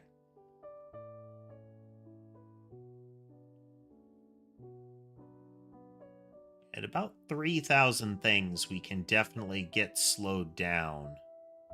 And I suspect that the Y sorting does have an impact on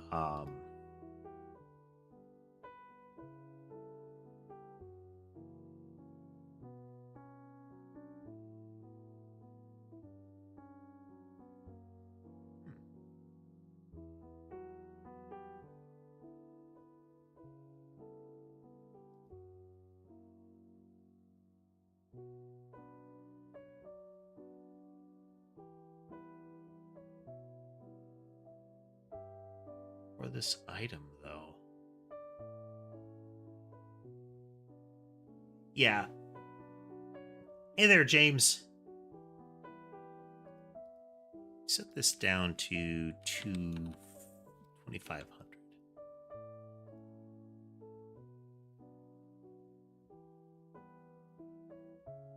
Once they've all spawned, it looks kind of impressive when they start converging, you know?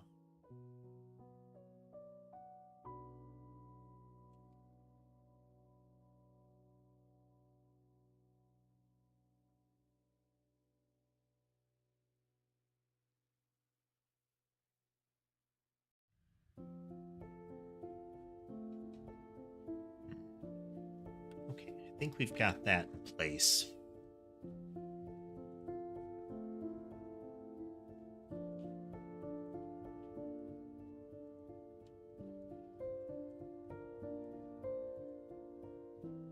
It's not a spawner, it's not one of my scenes.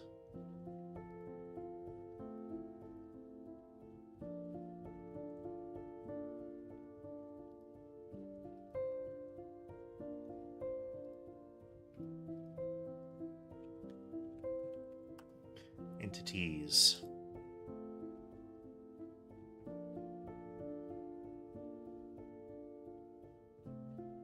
So a default entity is going to have a sprite. It's going to have its manner of motion, and it's going to have its group type, just like with the prior mob iterations.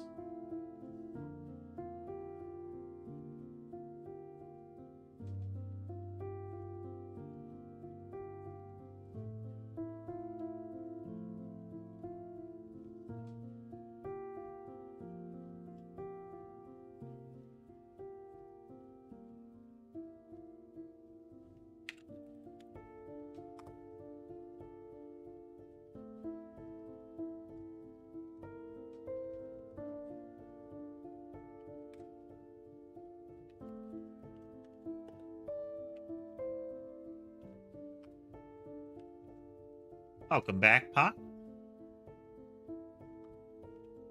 Or Copper.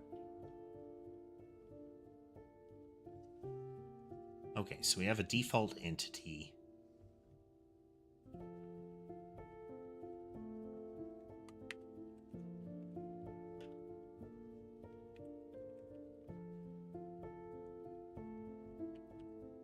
If we go...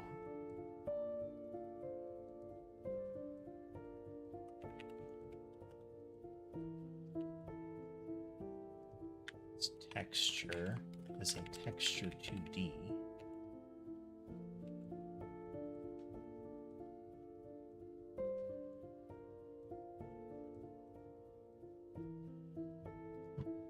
Variable. Okay, and then we're going to create a new resource, but it is a testing resource.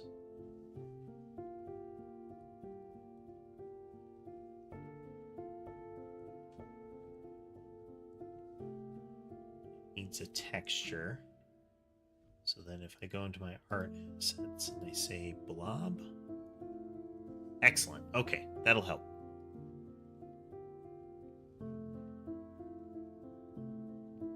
Okay, so in entities, they have a texture, which is a texture 2D.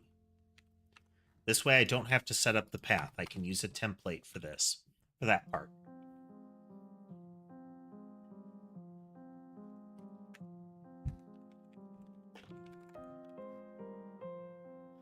So projectiles move differently than monsters. Monsters have two different types of movement. They have in a given direction and towards the player. Well, and not at all. Three very specific movement types, but I think we can end up using the same pattern as projectiles, where if it has no movement logic, then it just sits still. If it's a monster, we'll pick one of three monster types of movement. They appear and they hold still, which will not be terribly, common. They target the player and then move it in a straight line towards them, but will not track the player. So once their direction is determined, it's fixed. And then track the player. So pretty much universally, it will be target the player and then do a thing.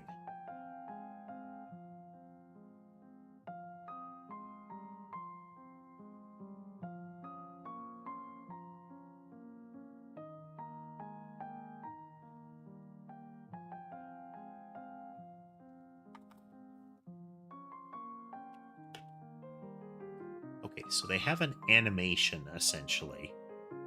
But we'll compose all of this stuff here. It needs to know this data, though.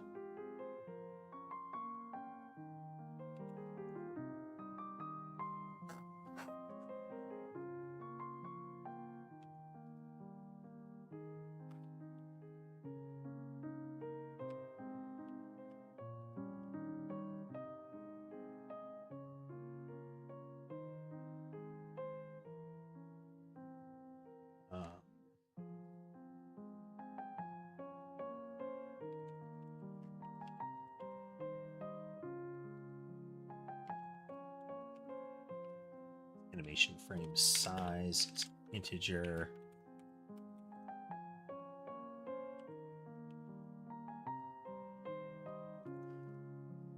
We're going to try to be universal as far as the length of an animation. Hey there, Discord. Welcome.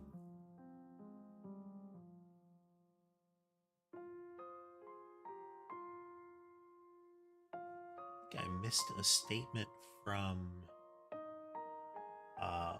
Okamino there some bit ago, but if they're still there, or if anybody's interested, the kickoff point of this was both because I wanted to make a game and I'm using this language that is native to the game engine because I wanted to fully learn how to use this engine. You can use external languages to interact with it, but there are efficiency differences between doing different things in different locations in the code and in different languages in the code. And I just wanted to stick to keep it as simple as possible as far as how I will learn it. Down the road, that might mean that I use more complex options like doing external libraries, as in write code in like C# or C++, that kind of thing, and reference it from inside of the engine. But for the time being, we're going to try to be as efficient as possible just within the GD script and see how far we can get with that.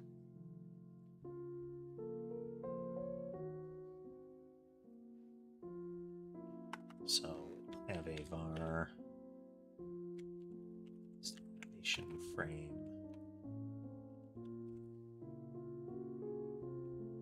new animation frame.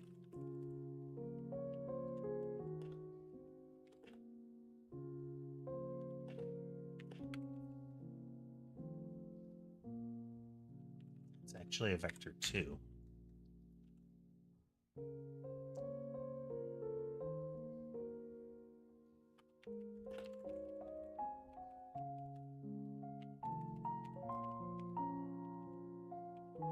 Set is a vector 2. Now, for the purposes of my sprites, this is usually 16 by 16 and -8 by -8, and that to center the sprite on the position that we're talking about, we actually render it up and left a little bit. This will usually be about of the listed vector size there, -half. And so far, all of our animations are going to be in rows of 6.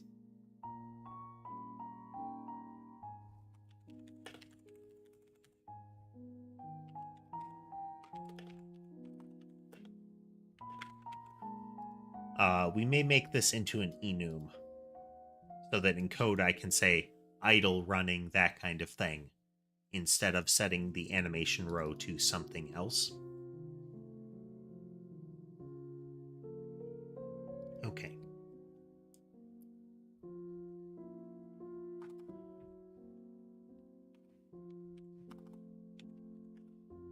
There. For our target movement, say vector 2.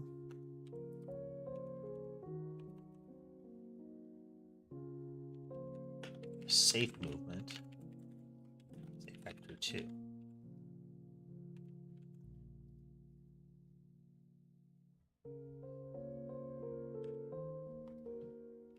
Animation stuff.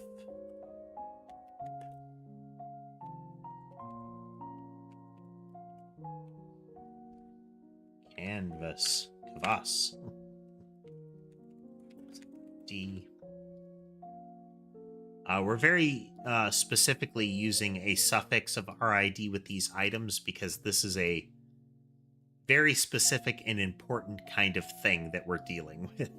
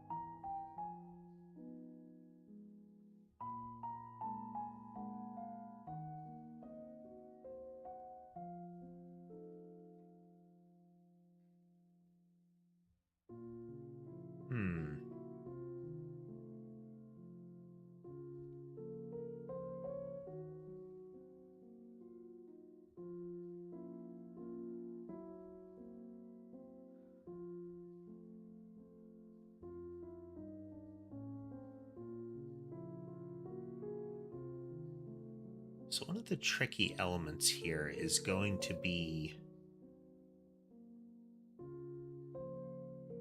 making sure that we have the idea of a universal mob tracker so that we can do things like get rid of all of the monsters at once.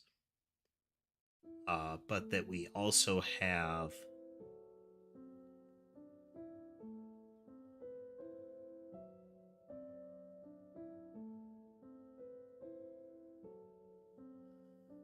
make sure that their physics and rendering handling are all being covered properly.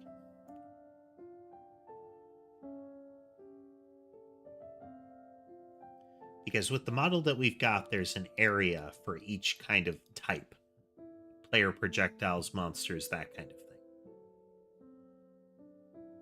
We could have it to be where every area is a known commodity and we only interact with it directly. So I'm only ever going to... Like, if we're addressing monsters, we have to address the monster area, period. We never have any question about what kind of thing we're dealing with. Yeah, let's do that.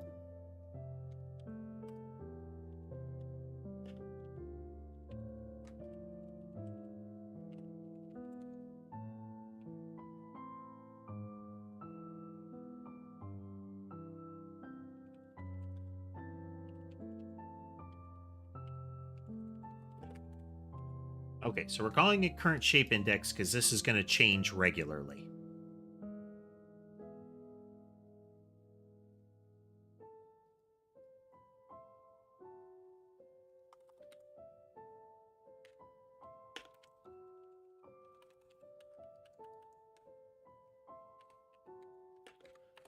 Technically, moving is physics, but that's different for this case.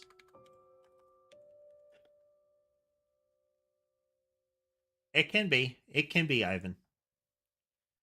But you learn by doing.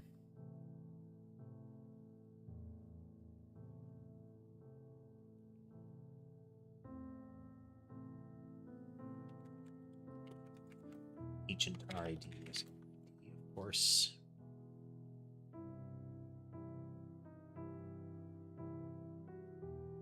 We could have speed in here. And hello, Ivan. Welcome.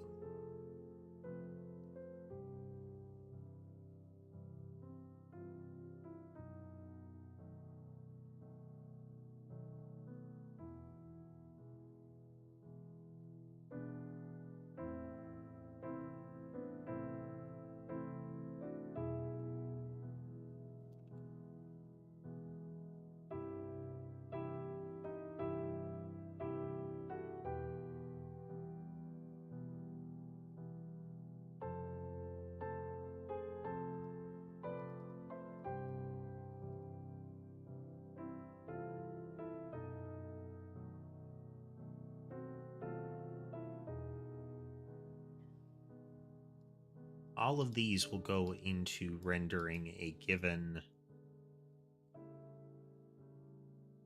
slice of the animation. Function.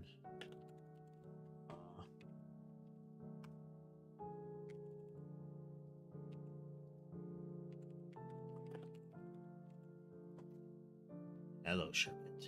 Hello.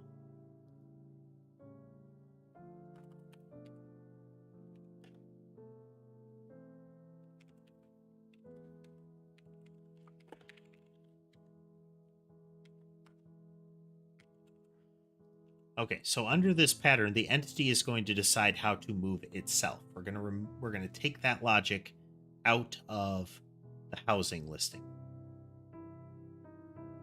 or at least of the kind of rendering area. Rendering area is only a container for the shapes, so we should almost never be referencing that. Welcome back, Pause. Sherbet has jumped up behind my head here. So he is getting back scratches while I think out loud here. There we go.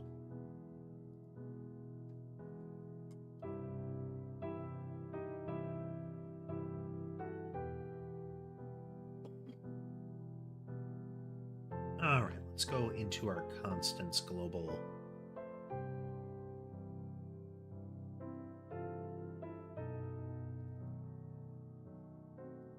Type, sprite size, sprite scale multiplier. Okay.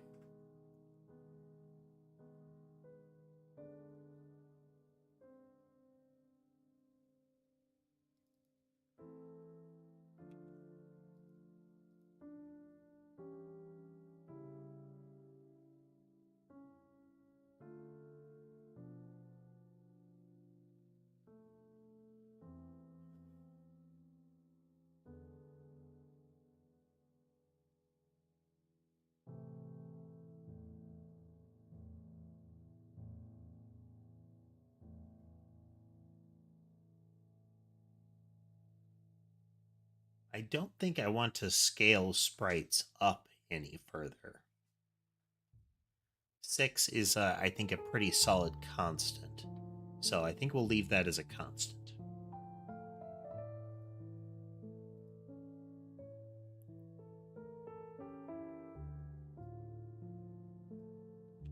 We'll need area shape. We should be able to port most of this over.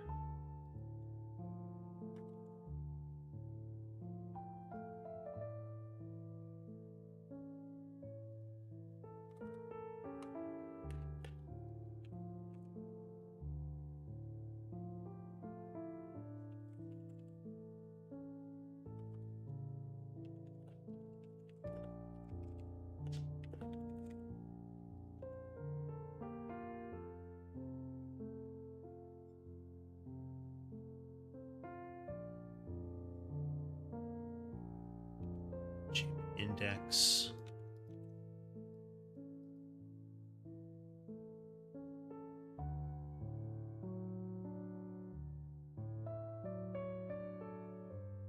So then in drawing, I'm going to grab that logic from here, port this over.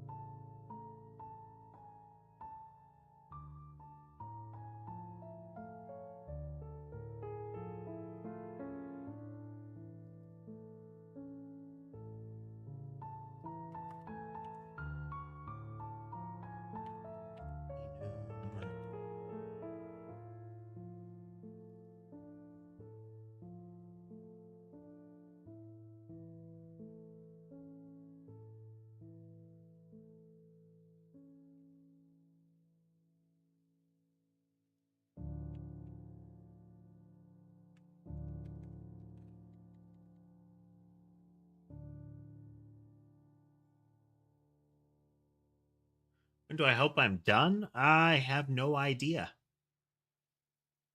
They're still early enough along that it is unclear.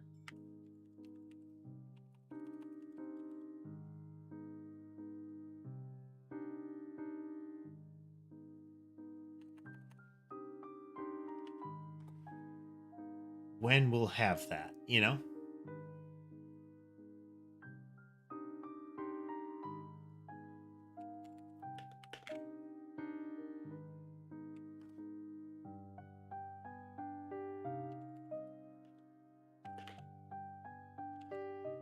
I think that's how we've got it.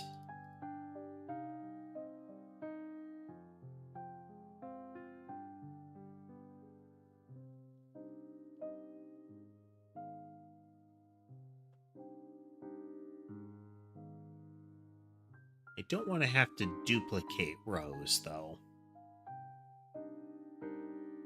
So we could set up within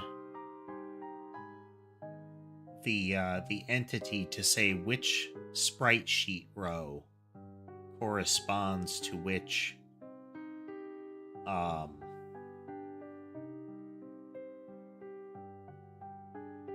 actual animation row. We'll start with this. I think, yeah, 0, 1. Okay.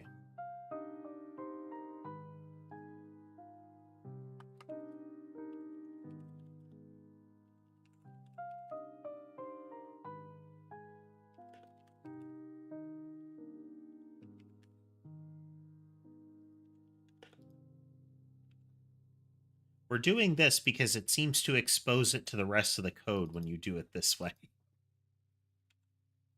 So an entity has an animation row, an animation frame.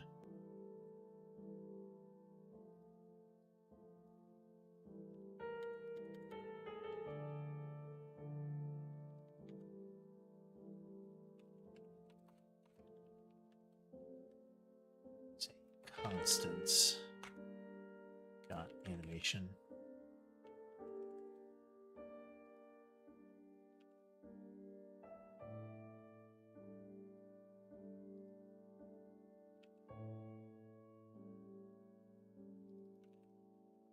Should work.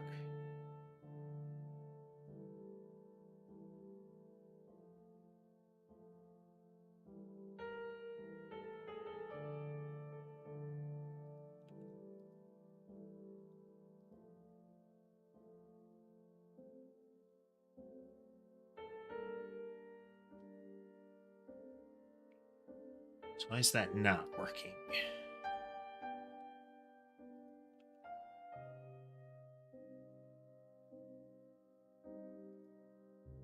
I'll reload the project just to be sure. I did pause. I don't know when it will be out. We have to get closer to finishing it first.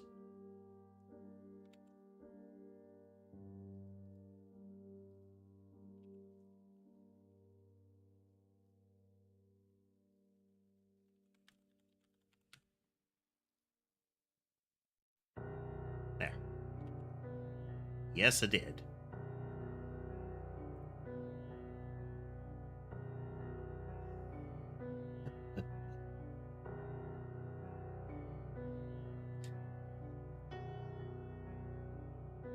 Exactly, James. It's I have no idea. We are still working on the lowest level of stuff in the code. Like, these lines right here are about drawing pictures on the screen. These lines right here are about moving those pictures. These lines are about having those pictures bump into each other. We have such a ways to go.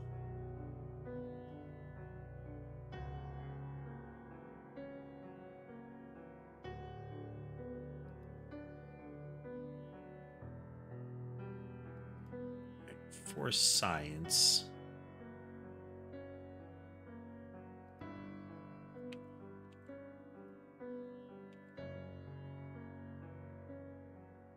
yeah, I think I just need to reload it as far as the constants are concerned.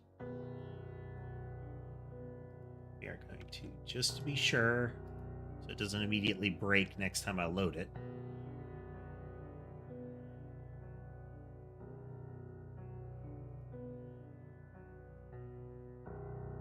Okay.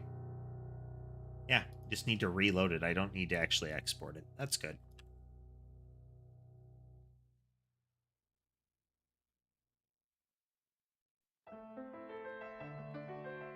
Is very good.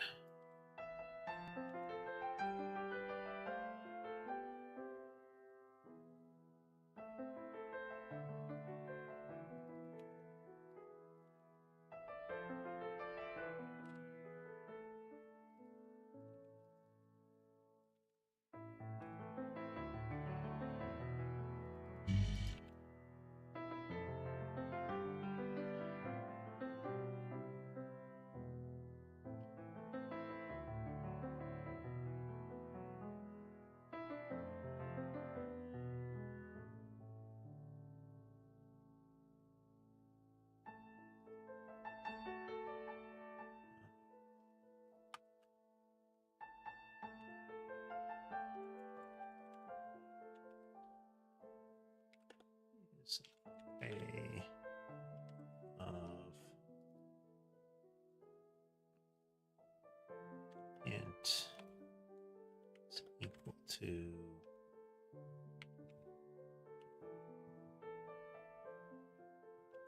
it's got a default value. It'll be 0 or 1 to start with.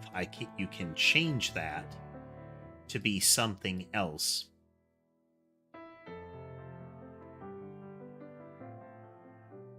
Sammy is currently on my lap.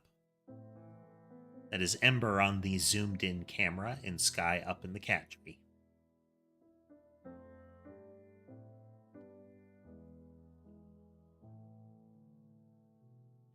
There's a decent chance Sammy is in here because Sherbet is on the pillow that she prefers to be on.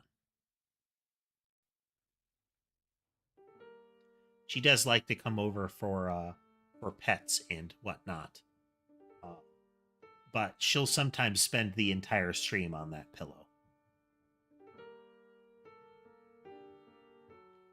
So we figure out which animation row we are by consulting which animation and then using that as the index for animation row.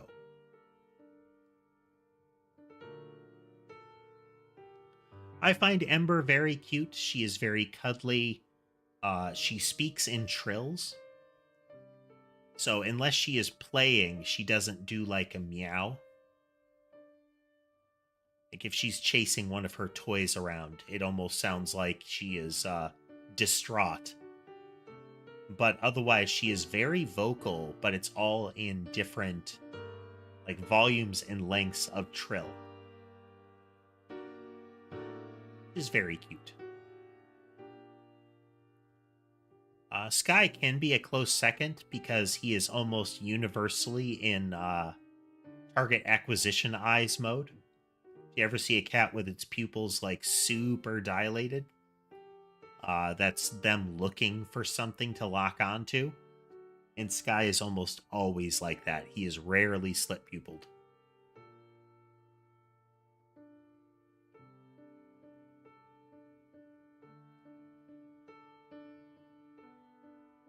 I mean, I wouldn't say any of them are rude, but Sky can be the most destructive one. He is, if he's not thrilled with you, he will go in and he will do things like chirp to get your attention, and then if you make eye contact with him, he will throw something off the shelf, and then chirp again after he hears it hit the floor. It very much has the vibe of, hey, look, and then look what you made me do. He actually seems to get very upset if it doesn't crash on the ground. Like if it softly bounces on the ground and doesn't make a noise, he doesn't like that.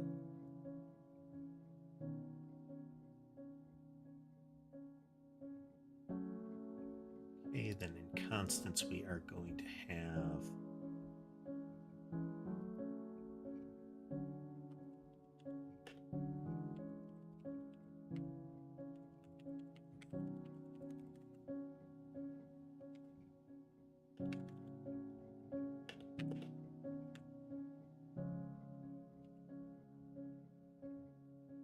wouldn't be able to tell you, but Sky is actually close in that regard in some interpretations. He's the first one to kind of greet new cats in a friendly fashion.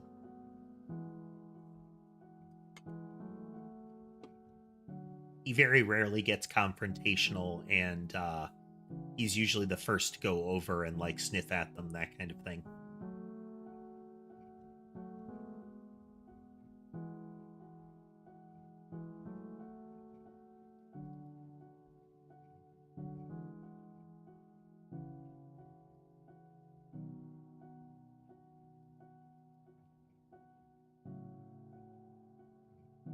Yeah, probably Ember. I mean, it depends on your definitions, but probably Ember.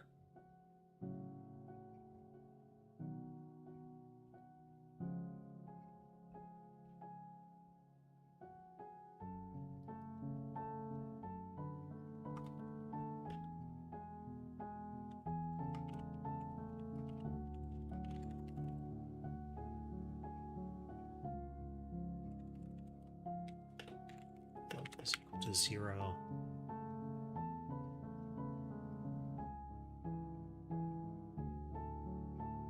All of my cats are pretty chill. I mean, you can see based on the fact that stream time is nap time.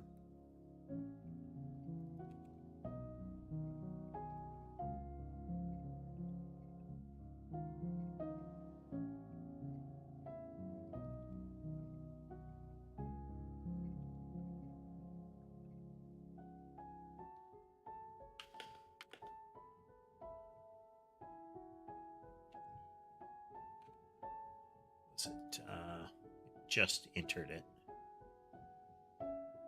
Sprite frames per second.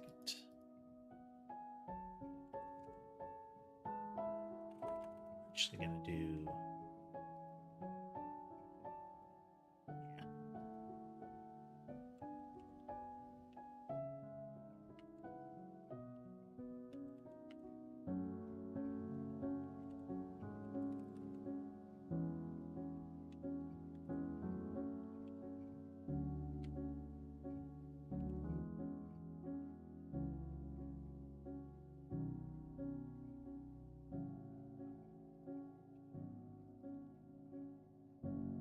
Don't want to do this calculation over and over.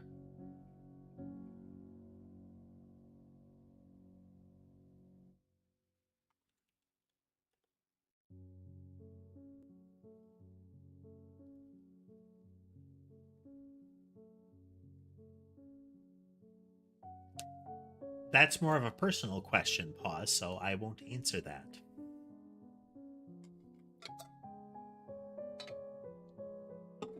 In character, no, I have the other nanotypes in catbots.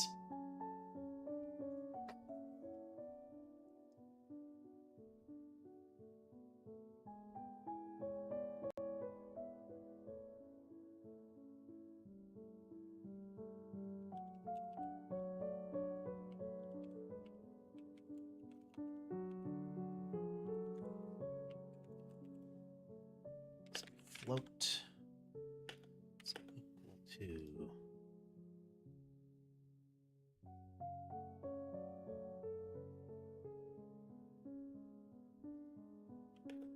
divided by sprite frames per second. Then in entity, we are going to have sprite frames time to next frame minus time to next frame, animation frame.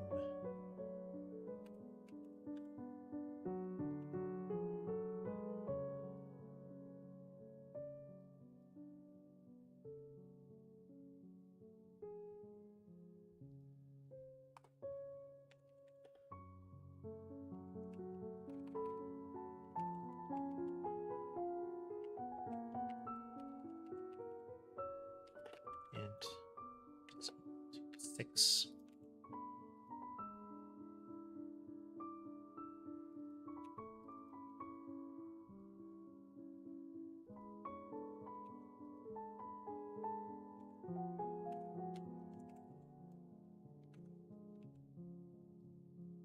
Okay.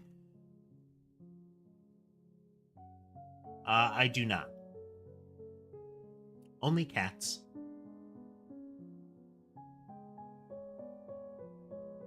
As might be visually apparent, I'm a cat person. Ha ha ha ha.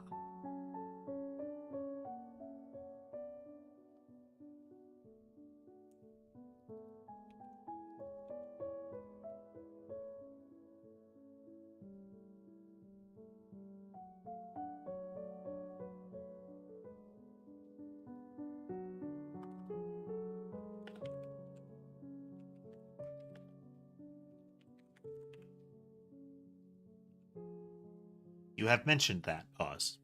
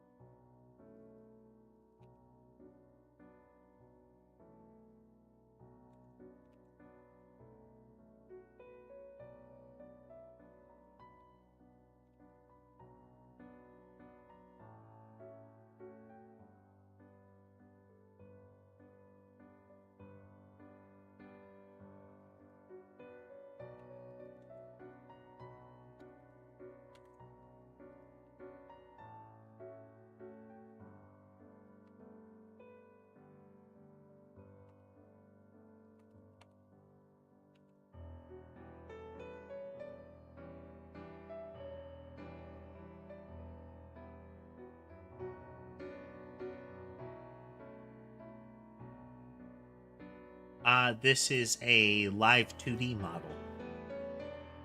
I use VTube Studio on a phone and then Vitamins and VTube Studio to track the movement on the PC, and then I put that in OBS as a separate layer.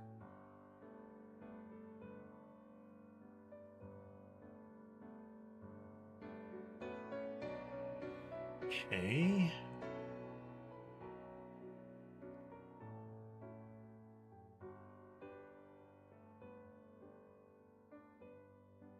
Okay, we're going to do this in a sequence here.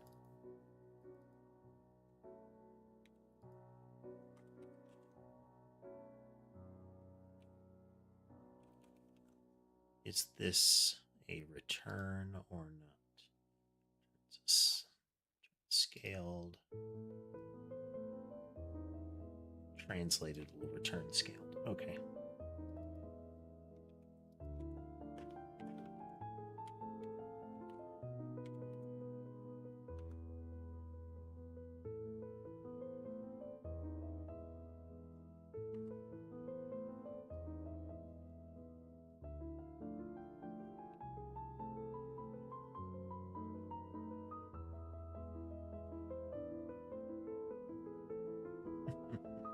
All right, Don.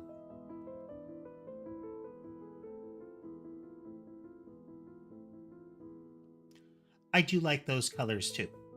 This is the rest of the back area. You can see the you can see the core in the background.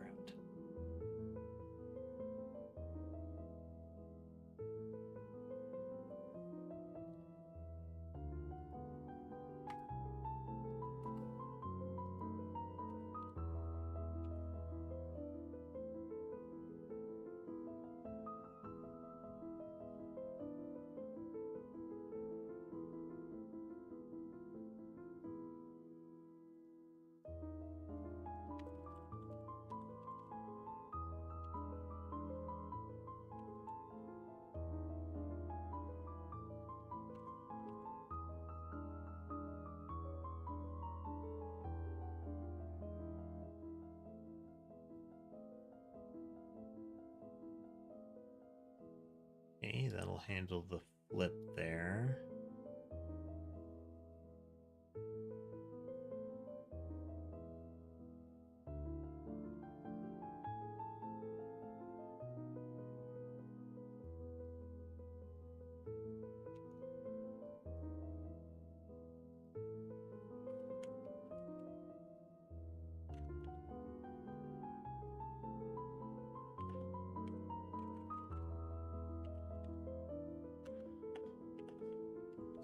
Transform that.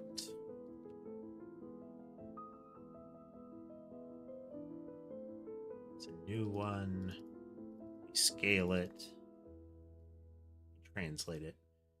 The reason I did this on 3 separate lines is it's a real hassle to have to deal with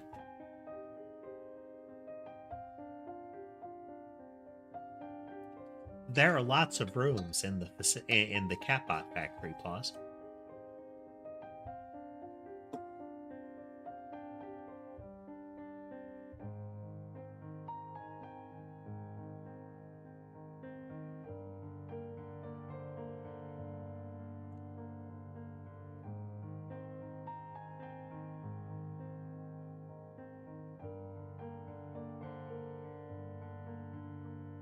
Transform should be a relatively simple type.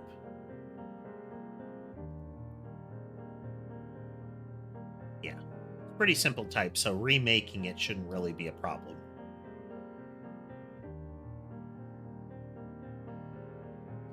I can't really say there's a big difference, Paws. They're all healthy eaters.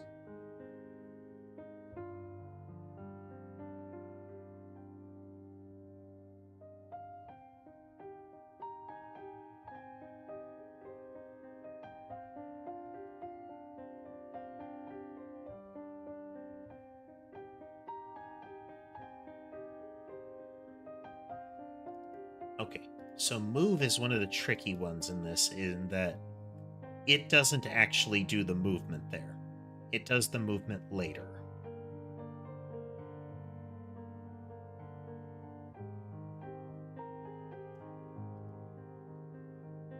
In that there's a callback that happens.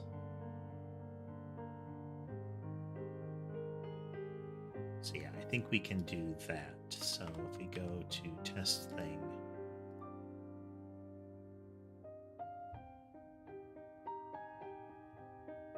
We don't need to set up the movement there. What we're most interested in is here.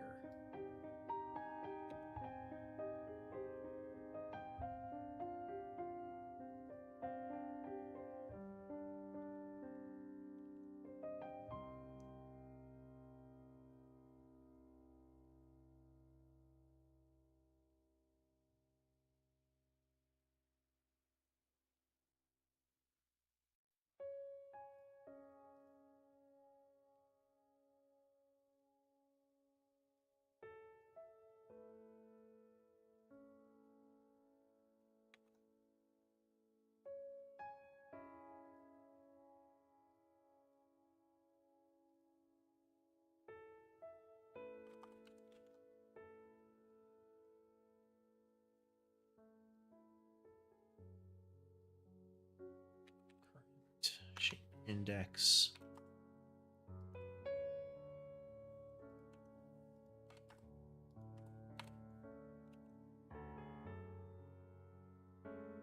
Hey there, Abhinav.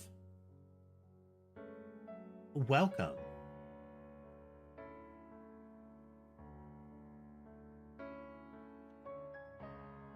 We're working on our game project.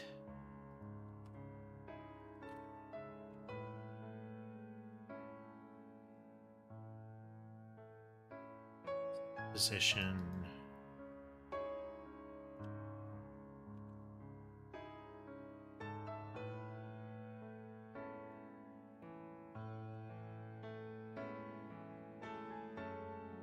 We're making a Vampire Survivor style game. We're currently working on rendering and physics.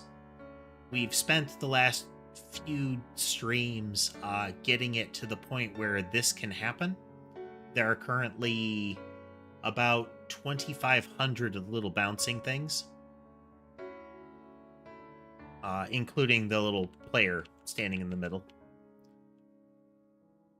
And this has next to no impact on frames per second. We can stay at about 60 in this state.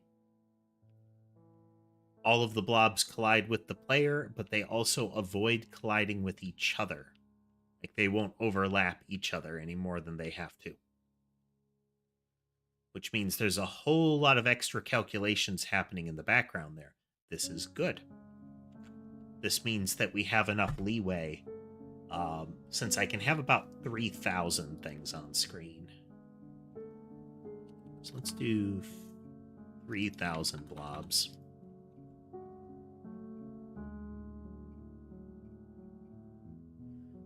The way I had to, Abhinav, is instead of using the node structure, like the trees and nodes and whatnot that is default, I'm actually interacting with the physics, rendering, and navigation servers directly. Like, all of these little blobs are represented by shapes, canvas items, and navigation agents under the hood. But there is no node structure. So if I look at my remote tree, there's still nodes for a lot of this stuff, but right here, blob spawner,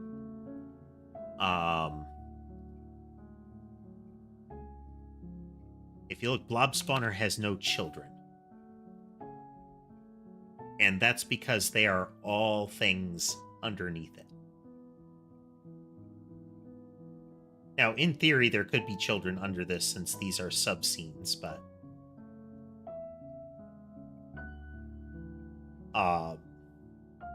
this means that I can deal with a lot of, like, oddities here. I wonder, actually, if I hide blob spawn. Yeah.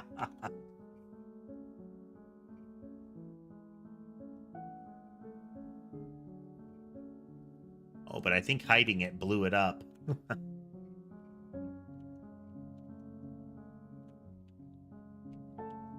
It didn't like it when I changed that in the editor.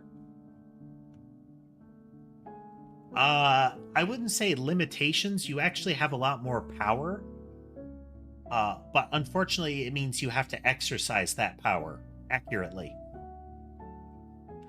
For example, if I want to get rid of one of those blobs, I need to make sure that I haven't already done it, and then I clear the screen of it. I remove the animation. I release the canvas item. I remove the shape from the area. I get rid of the shape, and then I get rid of the navigation agent.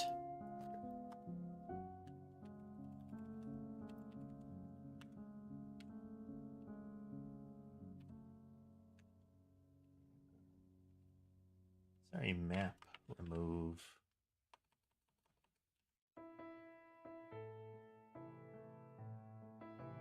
Okay, no, as long as I've removed the agent. So there's a lot of things you have to do manually for this. So for example, let's look here. I haven't ported all this over yet.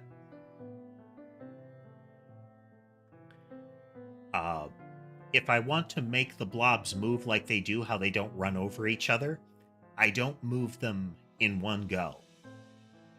What I end up doing is I say, well, how do I want them to move? Like, what vector do I want them to move on? I determine how long that vector is. I tell the navigation server, don't move it any further than that distance, the length of that vector. And then I tell it I want it to move on that target vector. Then it's going to call back later after the physics processing and say, this is how you can move that thing without it bumping into the things that you don't want it to bump into. I have to translate that from a vector 3, and then I move it into the corresponding position.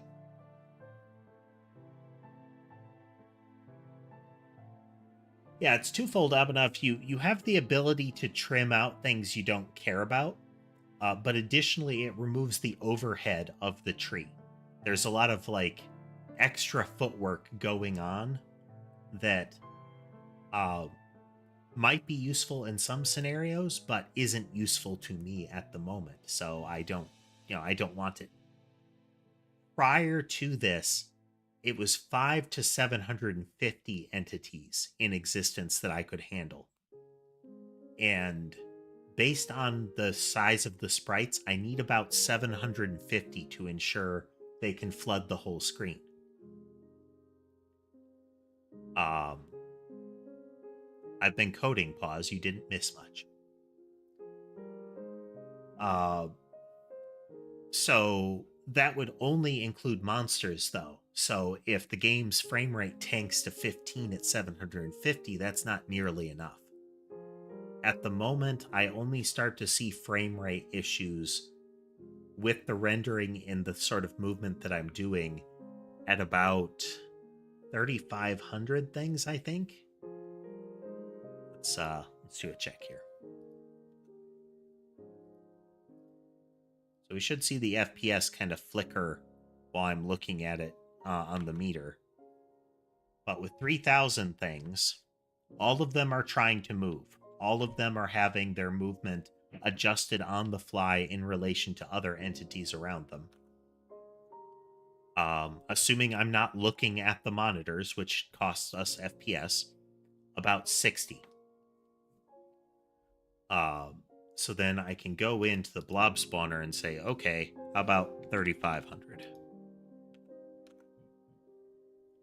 So we just added another 500 or so.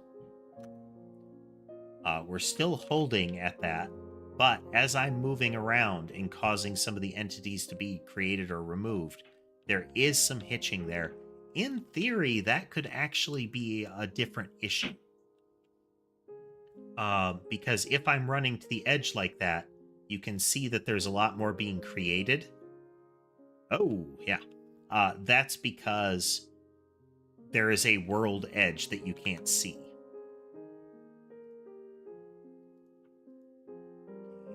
Player, body, camera, 0.5. So you see the edge of the circle here. And this looks really cool. There's almost like a rippling effect going on in there.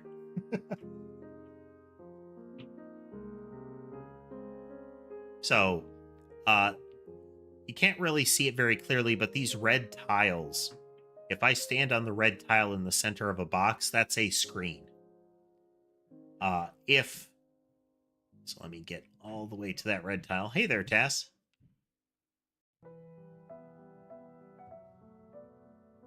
So you can see off to this side, that's the limit. They can't get any further away than that. So we'll start to see some of them going away over there.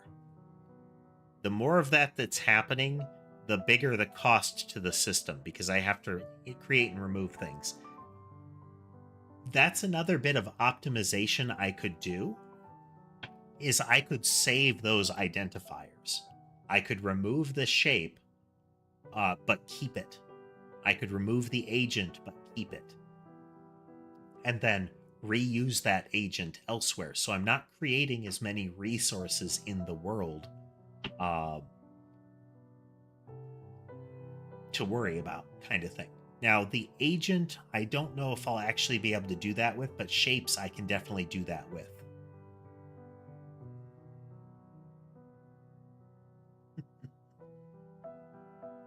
I would get in touch with a dentist, Yamato.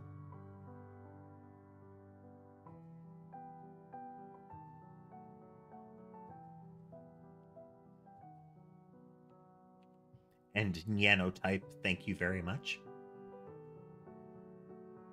Yes, my primary broadcast location is YouTube, Abhinav.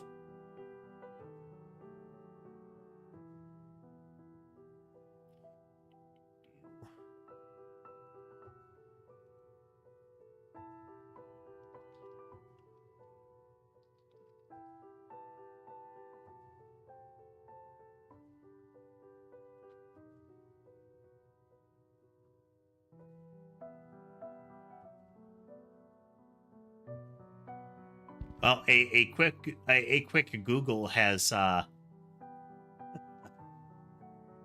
helped me identify that. James, can you elaborate?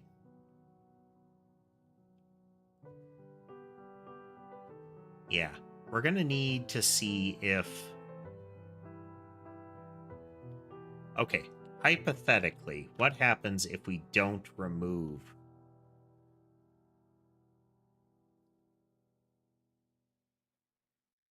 What happens if we don't remove them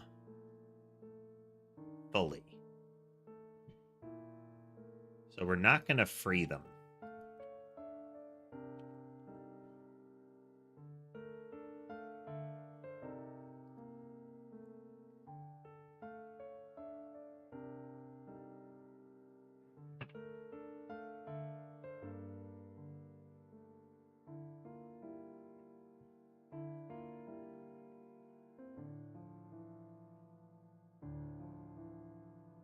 Okay, yeah. We need object caching. We need object caching. Starting at about 3,500 objects. Well, I expect it's the number of them being created and destroyed at once, which is the limitation. If we have some object caching, we can mitigate that.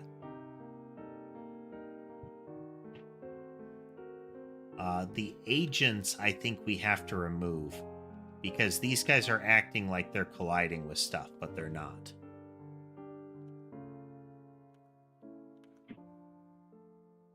Okay, so let's get rid of the agents.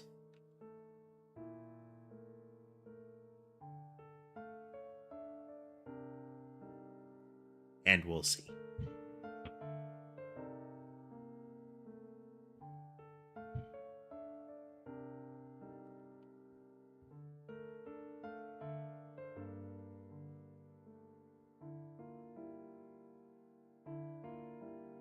Okay, navigation agents, I think, pretty inexpensive to get rid of. Oh, okay, okay. Yeah, I had been tempted. Well, before this logic, I had actually been trying to implement a Boyd's-like thing. I thought that was an L. um, So instead, what we've got here is Godot has some built-in navigation logic for this kind of thing. I can control how close to each other they will get, how far they will move, that kind of thing. So while they don't have the full like flocking motion that you normally get out of a Boyd's display, like your schools of fish or birds, that kind of thing, they are trying to do that. Now, we can see some of the aberrations right here, where they're starting to like grow on top of each other. But yeah, this is, oh wow, yeah, they're they're having issues. Here, let's mess with that actually.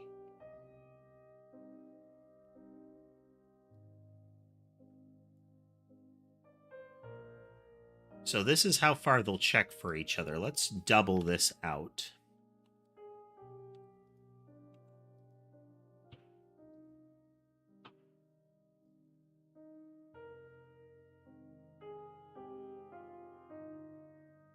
Now we should see them spacing each other out a lot more as they come in here. Now, we do have a definite, like, clot effect that's going to happen because it spawns them 50 at a time. One of the added advantages of the way that the algorithm works is that that functions. In my prior collision attempts and trying to, albeit crudely, implement a Boyd-style individual navigation logic, we got a lot of like clumping, like they would appear right on top of each other. And I don't actually have to do anything about that under this model.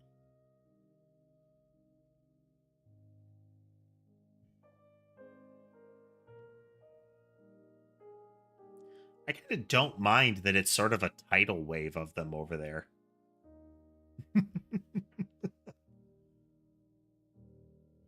There's something to be said for a giant mass of them if you let too many keep spawned. Let alone that the player would have lost by now.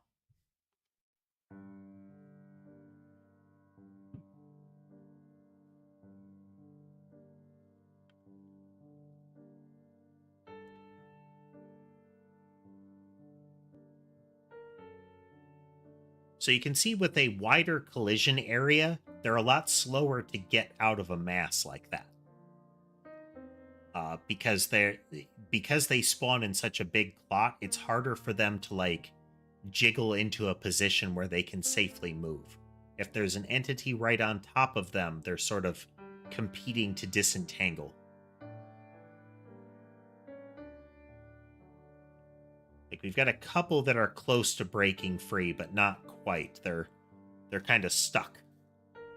So that's why I think like 32 is kind of a sweet spot at the moment. We can make it tighter than that with, say, like 16, which is about twice the size of the sprite that they try to keep off of each other. We will get a lot more like sprite overlap, but you know, I don't hate it. I don't hate it. There's something to be said for this mess, you know?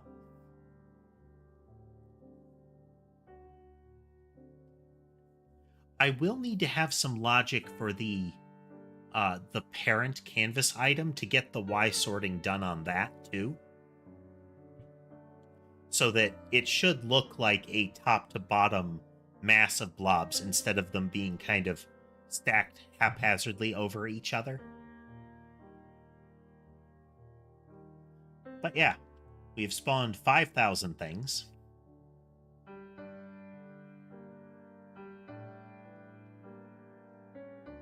With this tightness, though, we would want to have more. What's our limit now, huh? What's our limit?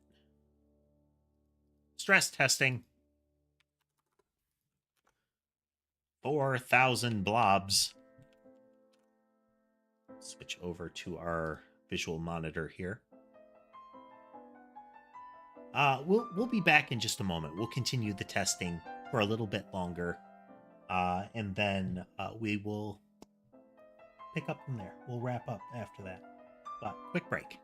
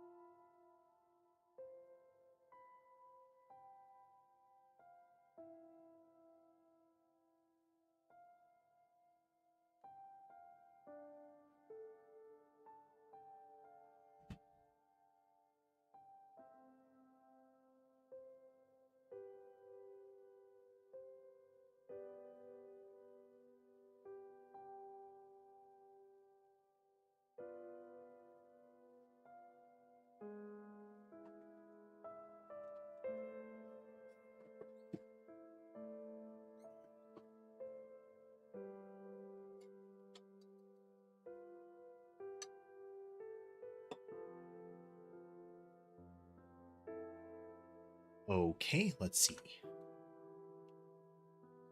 4,000, but we do need to... 32, I think, is kind of a sweet spot here.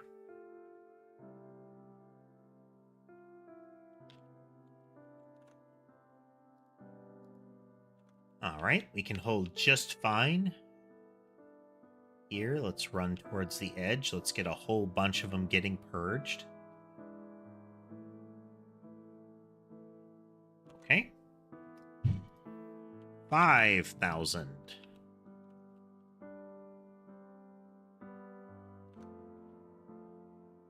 We are suffering at about 5,000 now. I don't know how much of that is... We are now creating so many things that it's causing problems in other places, but... Let's switch it down to one at a time. Okay, we are getting, like, physics aberrations now.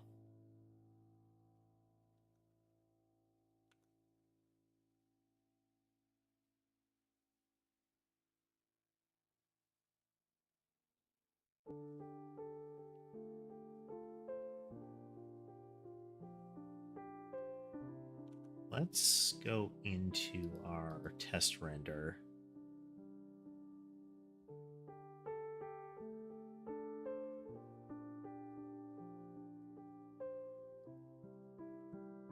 We are going to just say, every time there's a physics frame, if there aren't enough things already to fill the list, add one. So it's about 8 times a second. One of them can be added.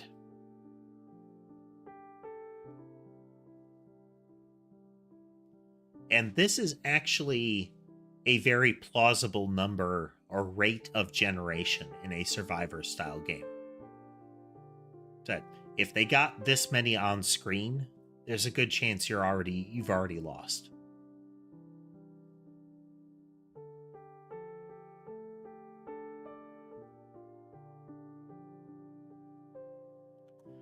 Okay, passing 1,000.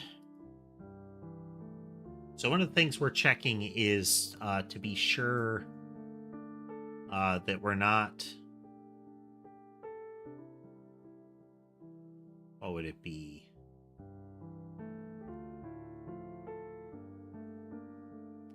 We're not seeing most of the issues because we're spawning too many things in a small space.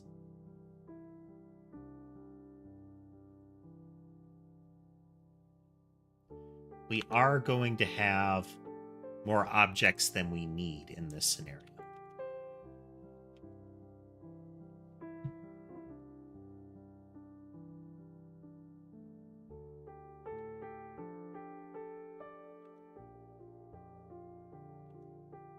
And we're sitting at about...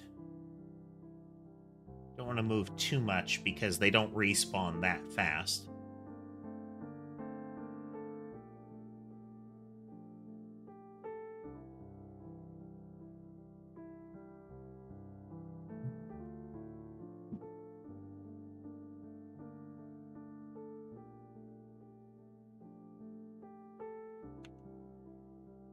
He's standing still. We're still getting a pretty good rate.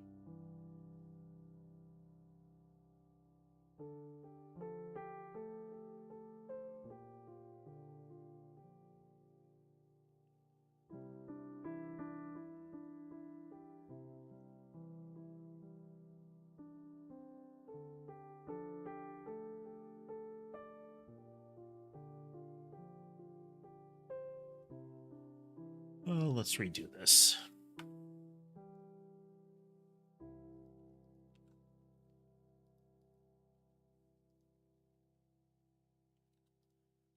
We'll do less than 50.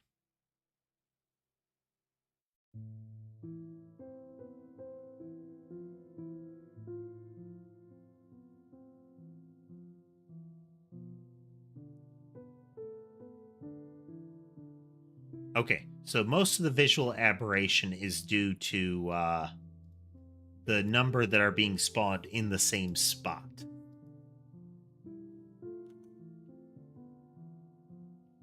Okay, pause. But 5,000 things, I think, is already in, like, wild edge case territory anyway.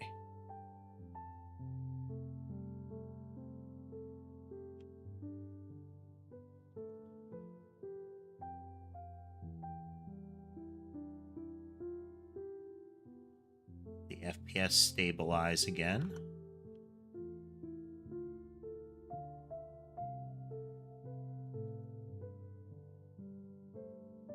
Okay, so 3,000 was kind of our target zone. And I think we've achieved a good amount for that. Oh, it didn't like that. I think we've been messing with too many numbers here. Either that or we finally hit like some sort of you can only have this many canvas items kind of thing.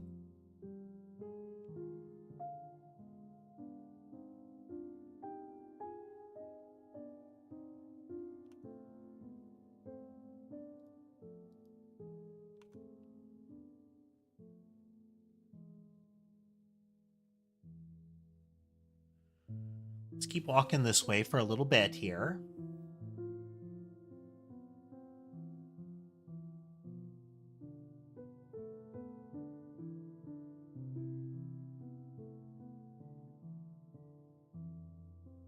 Okay, so far, as we're walking, we have created 14,000 things.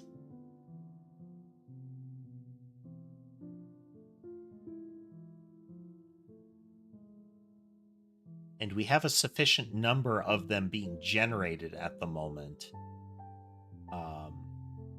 that you can't really see any point at which there aren't monsters, you know?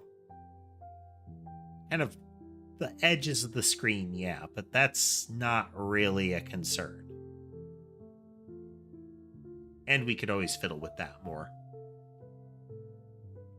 Have logic that essentially keeps track of where the player seems to be going and prep more of them in that direction kind of stuff. Because we don't really care about stuff spawning out of range behind.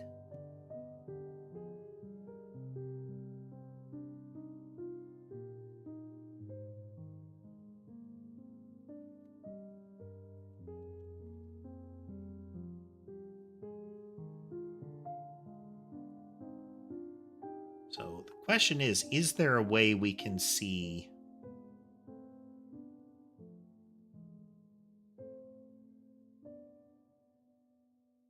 Okay, so agents get cleaned up. That's good. Shapes we're not removing. We're removing them from consideration, though. The resource still exists. We're creating a... like, some memory gets munched when we do that.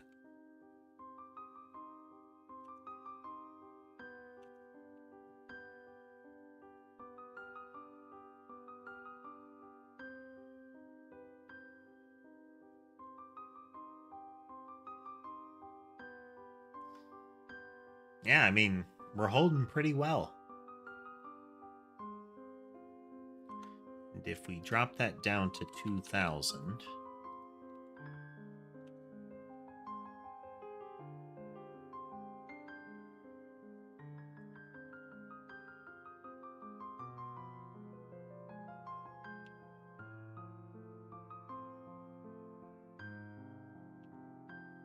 Okay, 2,000 things. Yeah. If we put our baseline at 2,000 entities... so if we restart with just 1,000 blobs is our limit.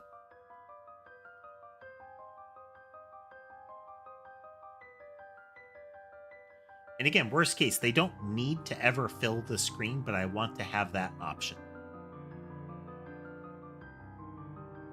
It's 1,000. Get our debugger. Holding steady.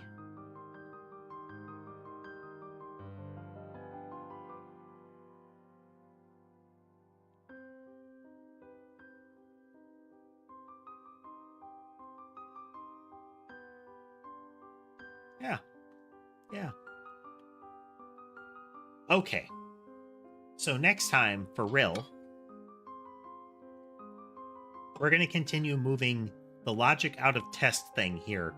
And as many of these raw numbers as we can out of test thing here and into our constants and our new entity file, to our new script there, so that as much of this can be abstracted as possible.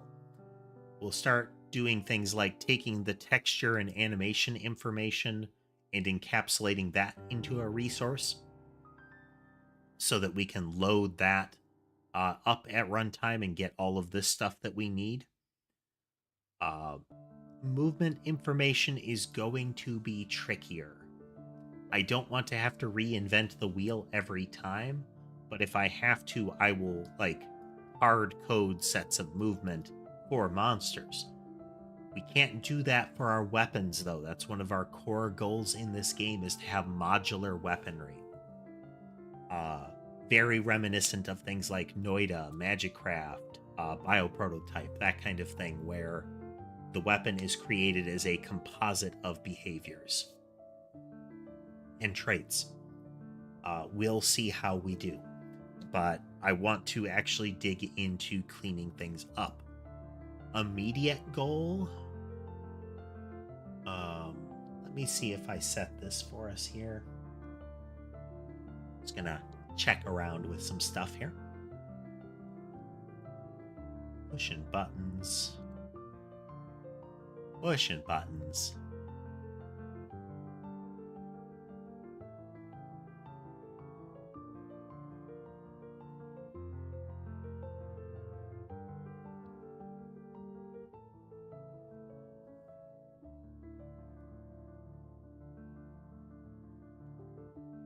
Okay, our goal is to be on at the same time, starting the same time tomorrow. So 4 p.m. US Central. I do hope and plan to get going again with this so that we can try to pick up where we were planning on going early on. But this sidetrack, as it always does, I think helped us get some better performance. It's getting us into a better position heading into the next area. So yeah, I do hope everybody had fun today. If you haven't already and you liked what you saw, consider liking, following, subscribing, all of those good things. It will help the algorithm show you more stuff that you like. In the meantime, I hope you all have a good rest of your day, and I'll see you next time.